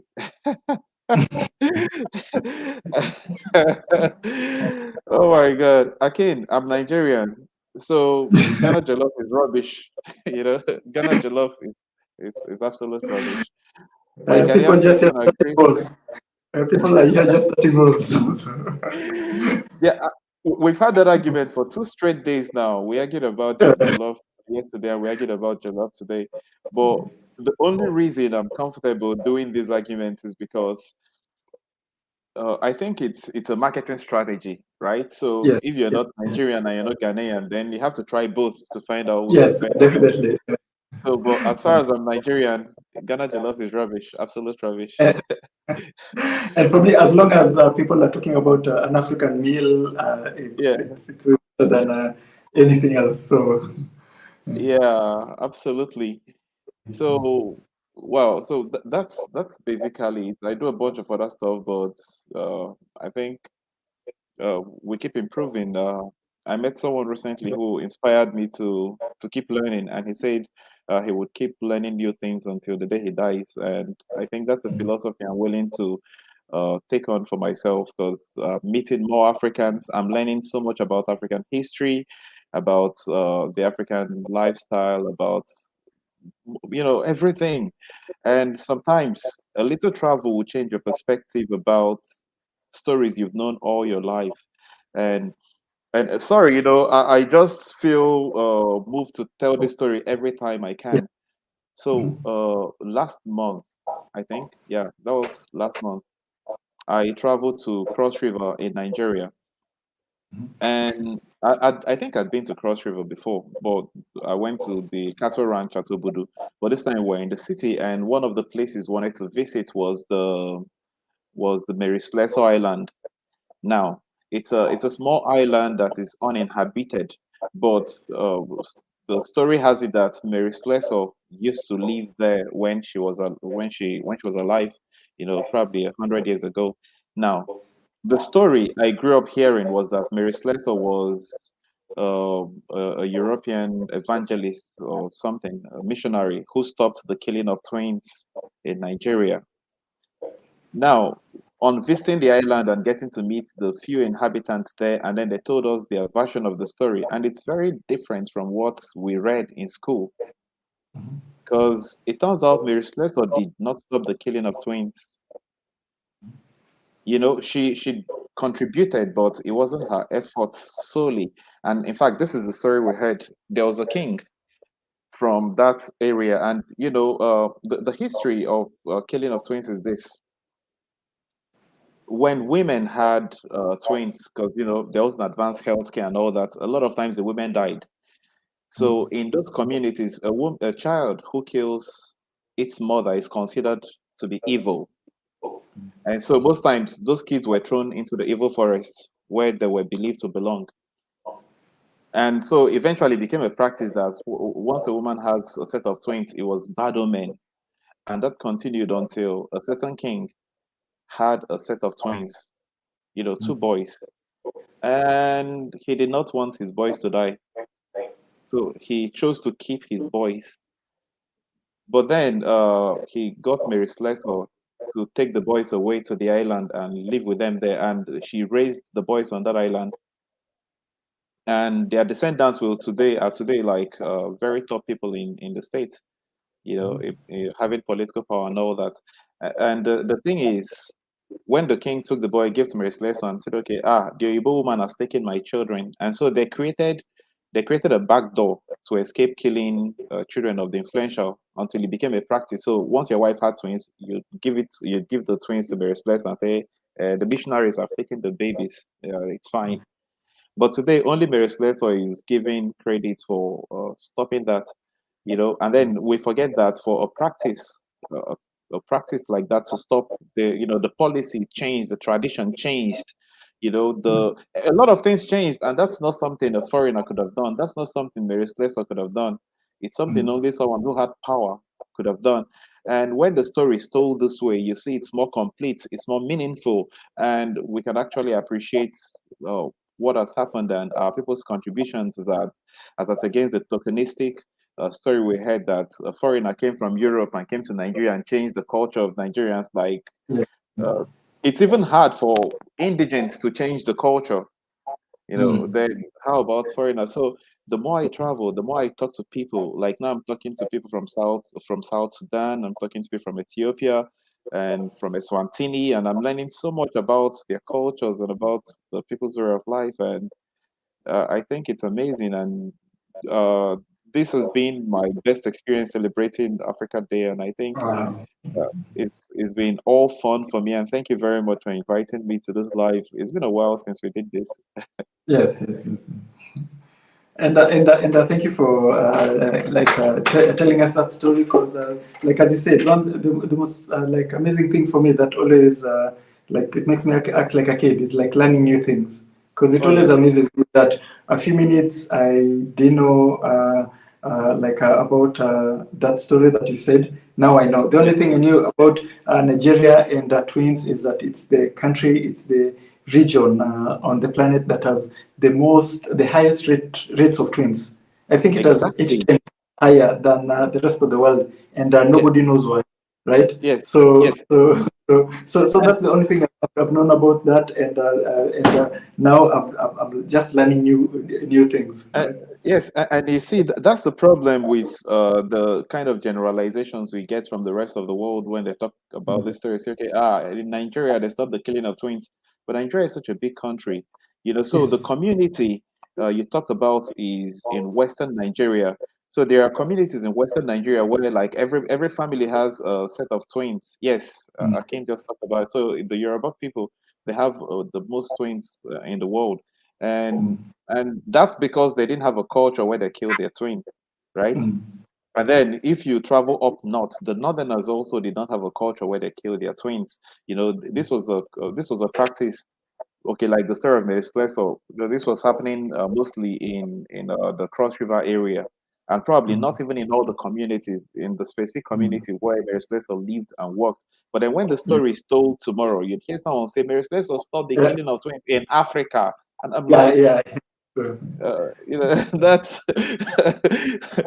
and because a lot of us are raised with a European mindset, we don't travel enough.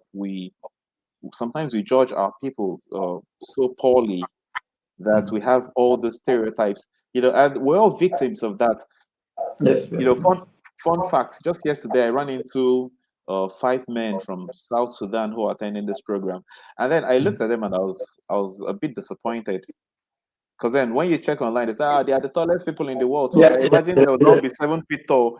And then there's one of them who's about my height, and then the other guys are like 6 foot plus, and I'm like, okay, what's going on here? You guys are supposed to be like super tall. I expect to see like basketball player sized human beings who would tower over me and all that. But it's all stereotypes, and until we choose to learn, consciously choose to Yeah. learn about our Like I culture. think first we have to unlearn what we've been, the false information we've been taught, and then now Yeah. we learn fresh of, like now the real truth that has happened. Because even like when, like in primary school, when growing up, like I always wondered why we're being taught that it's this white guy who discovered this thing. It's this like the Livingstone. Like I always wondered like what's like how like what I had questions like weren't there people before, like Yeah. did they have were they Yeah. using the river, so Yeah. we really have to unlearn all that damage, that has been ingrained in us generation by generation, right? And like Yeah. I think this is a generation to remove those types of false information, Yeah. because these Yeah. kids these days are taught the truth, and even if they're taught the false things in school, you can always go to the internet and find Yeah. it for yourself, right? Yeah. Yeah. Yeah, and that's the beauty of what you do, because the story you told us about how you started YouTube was really inspiring. And I think, yeah, the more content we create and put out there, the better for the African continent, because the next generation can grow up reading stories that we have written and learning about the continent from the way we have seen it, and rather than from all the crazy narratives that we get online. It was crazy. Someday there was a flood somewhere in Lagos, somewhere in Lekki, in Lagos, and this European found that picture of, and then Lekki is it's an area where very wealthy people live. So it's nice houses, and then it's all flooded. And the guy gets the picture and puts it on LinkedIn and tags it. This is Nigeria. Like, yeah, technically that place is in Nigeria, but that isn't Nigeria. Nigeria is where, I mean, some people living in Sokoto or in Yobe or in Zamfara State would pray to have a flood. Yeah, yes, I know, because it's But the but country is not different climate, yeah, and yeah. I mean, they see that picture and they would pray, oh God, can we have something like this just one yes, time we in our need. life? Yeah, But so like, the good thing is that these days most Africans have opened their eyes, and just being told this is your country. Some like a lot of us are like, no, it's enough. I'll tell my own story. I'll show you what I want to show you. yes, Yeah. yeah. I mean, just think about this. Having conversations with people from Cameroon, and I've been asking everybody, how's Cameroon not in West Africa? How's Cameroon not from Cross River State? You can literally walk into Cameroon, and they're in Central Africa.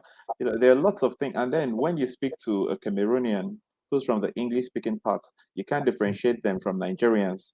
Same with when you meet some of these Ghanaians from the northern parts who speak Hausa, have Hausa names, and I've been arguing with one, and I said, "You're Nigerian." He said, "No, I'm." I said, "No, you're Nigerian. Look at your name. You have a Nigerian name."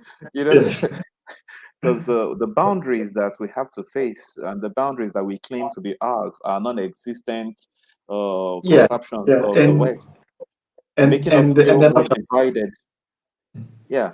So we all feel divided, and we feel like we don't belong. But then look at the cultures, look at the beliefs, look at the people, look at their faces, and then tell me how different we are. And that's why you can travel to anywhere in Africa, and you'd feel at home, you'd feel comfortable moving among people in, like, being in Ghana.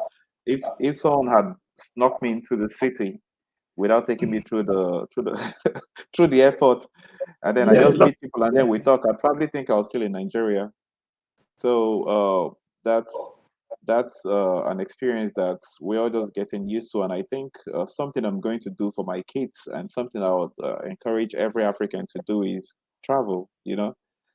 We have to travel. We have to network more. We have to link up with our people everywhere, and then we have to have these conversations. Because then, until you talk to someone from South Sudan or someone from Cameroon or someone from Congo, they would all seem like monsters, or even people from South Africa, they would seem like really crazy people who are out to kill and destroy all other Africans. But until you get to meet them and listen to their own stories and sharing their experience, only then will some of the things that happen across the continent make sense to you. And I hope I'm not talking too much. Looks like No, I'm no, no, backtracking. no, no, no, no, please. That's the whole Oh my point of God. you. Like we need to listen to what you have to say. So and like we always appreciate because you're taking your time to share your Yeah. story and yeah, like us we always appreciate that. Yeah, thank you very much. And well, I think my wishes for Africa in the coming year would be that we can have a more united Africa. These are Western influences are still still a burden on us. Okay, so fun facts: I was with a bunch of Africans, and we're having conversations about I can't remember, with random stuff. And then there was this lady. She's a medical doctor. Very brilliant lady from Tanzania, and she's also very pretty. So a friend says to her, "Are you single or are you married?" And she says, "Oh, I'm married." And then I jokingly said, "Okay, okay, so guy, you can lose interest now. She's not available." And so we all got laughing and all that. And he said, "Oh, no, no, I was never interested. I'm also married." And so he flashes a ring. And I said, that means nothing. You're an African man. You'd probably be able to. I said, "No, I can't marry again. It's a sin. It's bad. Da, da, da, da, da. I can't be unfaithful." And I said, study your ancestors' culture. Having a second wife did not make you an unfaithful man. You were still faithful to your wives. He said, but, and I said, the ideas you're expressing are the ideas of whoever sold that ring to you. So then it's not African to put on a ring because you're getting married. But now, you go to church, you get a ring, and then you embody all of the Western ideologies that they don't even respect because then they can marry 10 times in their lifetime. And it's all a Yeah. game to them. You marry, divorce, marry, divorce, marry, divorce. But then for us, we want to live and die with our partners. We don't want to separate. And so when we try to bring in cultures that are foreign to our people's way of life and marry them to the way we live, we see there will always be conflicts because it's crazy, and this struggle with what our culture was and what it ought to be is something we all have to fight with, or at least try to keep correcting the notion because something else on this fidelity thing. I was talking with my wife on one of those days, and we were talking about people who get paternity tests and they realize that their children were not their children, right? Yeah, yeah. And I say to her, in my culture, we don't require paternity tests. It's useless. And I said, why? And I'm like, because as long as I've paid my bride price and you're culturally my wife, any child you have, whether I'm alive or dead, will be considered my child and would have full Yes. rights and will inherit my stuff. So we don't have that, oh, you've been unfaithful, therefore it's over, and there was a purpose that served for our ancestors because then there were men who would go to war and they would die, or there were men who were impotent and unable to have children, and then the wives would be asked, okay, if you love this man well enough, you should be able to bear children in his name, and then she has to agree to stay in the marriage because again, it's women who break up marriages more in our traditional setting than the men because she just has to request her parents to return the bride price, and there was not stigma attached to that. So when I look at stories from my grandmother's days, it was easy for women to walk away from their marriages and start again. But now you have Nigerian women dying in abusive marriages because the pastor would not support a divorce. So the we live in one culture and we're trying to we're trying to marry two things that don't belong because we're not able to totally shed what was truly ours and embody the Western ideologies totally. And somehow we're unable to shed the Western ideologies totally and go back to our roots because most people can't trace those roots anymore. So I think it's going to be an exciting next 100 years for all of us because now there's a movement that has started in Africa, and I've seen the great work you're doing, with Amaya and lots of other great content creators, and we're creating, thousands of content that's going out, every year, uh, correcting all these notions, retelling the stories, reestablishing the facts so that people can be proud of their origins. I don't have to be ashamed of being African. I don't have to try to sound European because I think I would be more accepted if people thought I was a foreigner. I don't have to lie and pretend anymore. I can just be myself. Hey, proudly Nigerian, yay! And then Change your accent, trying to talk, yeah, like yeah, man, yeah.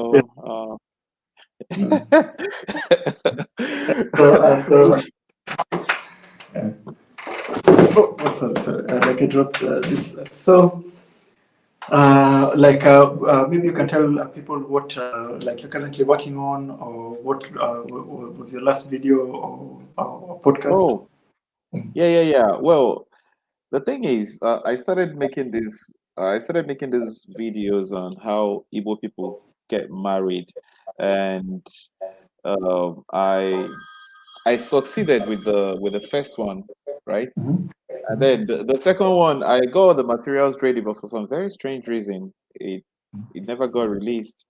And maybe because I've been traveling a lot, or I don't even know, maybe because I've had so much happening in my life, I've not been able to put out all the real great video ideas that I have. But lately, I've made up my mind. I just want to make more of cultural stuff. I want to tell the stories. I want to tell the Mary Spencer story. I want to finish the marriage stories. I want to talk about a bunch of stuff. I'm tempted to talk a bit about politics. But I've been trying to avoid anything political on my channel. The ones I talked about Biafra, I got threats. Oh yeah. Nice. I got threats from my brothers, and I say to them, if you're going to kill me for telling the truth, then so be it. And I'm going to make another video because then very recently the BBC did a documentary on the IPOP struggle and their disinformation, I mean their misinformation campaigns. But then one thing I realized was the documentary itself was not being neutral and was not being truthful. The documentary had a bunch of false information, and I find that very shocking. I've heard people say the BBC is not neutral and the BBC has a lot of fake news, but I'm seeing Yes. it for the first time. And Oh. I'm like, this is wrong. An organization as big as the BBC has the resources to know that this thing they just shared isn't true. There was a story of a woman, and they showed an old woman crying about the daughter who was killed by the IPOB people. And the story was that this lady was a police officer who was posted to the prison, was on prison guard duties, and then was transporting inmates to the court, and these are poor people attacked her and they shot her dead. Now that story is totally false, and this is how I know. For the past 8 years, I've worked very closely with prison institutions in Nigeria, and police people do not work in the prisons. Prison guards work in prisons, and then among the prison guards, they have the armed squad. So the armed squad are prison guards who are trained and they handle weapons, and they are the ones who provide transportation to inmates who go to courts or wherever. But then that's not even where the story gets crazy. The crazy part is women never do those armed guard duties. Women are not allowed to do any job in the prison sector that allows them to directly handle inmates. Mm. They almost never do that. You know, they could accompany female inmates to the courts, but then in company of armed male guards. So I don't think I've seen I've not I don't think I've seen a female armed guard in the prisons. But then they specifically say she was a police officer, and they showed someone in a police uniform.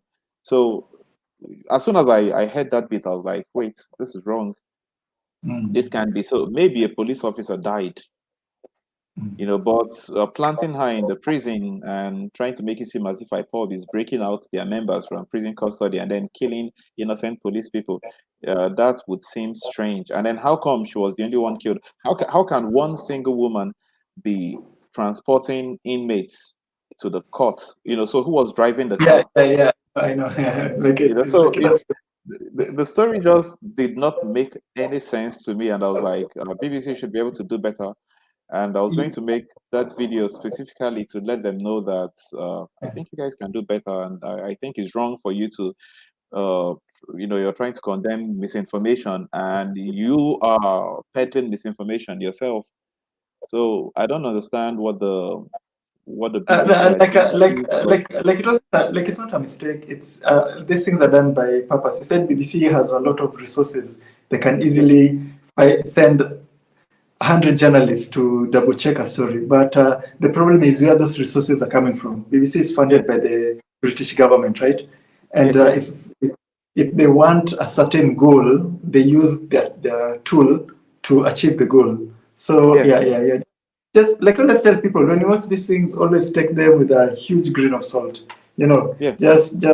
Like it's okay to know maybe what they're lying about you, so it's okay to watch and know what they're like, so you can maybe hit back and tell them, no, this is not what happened, right? Or know the intention, right? Yeah, but just never take anything you hear from this media news organization at heart. Just anything, even if hey, today the sky was blue, just don't go outside and check, right? Go outside and check for yourself. Okay, you might find it was overcast all day. So Yeah.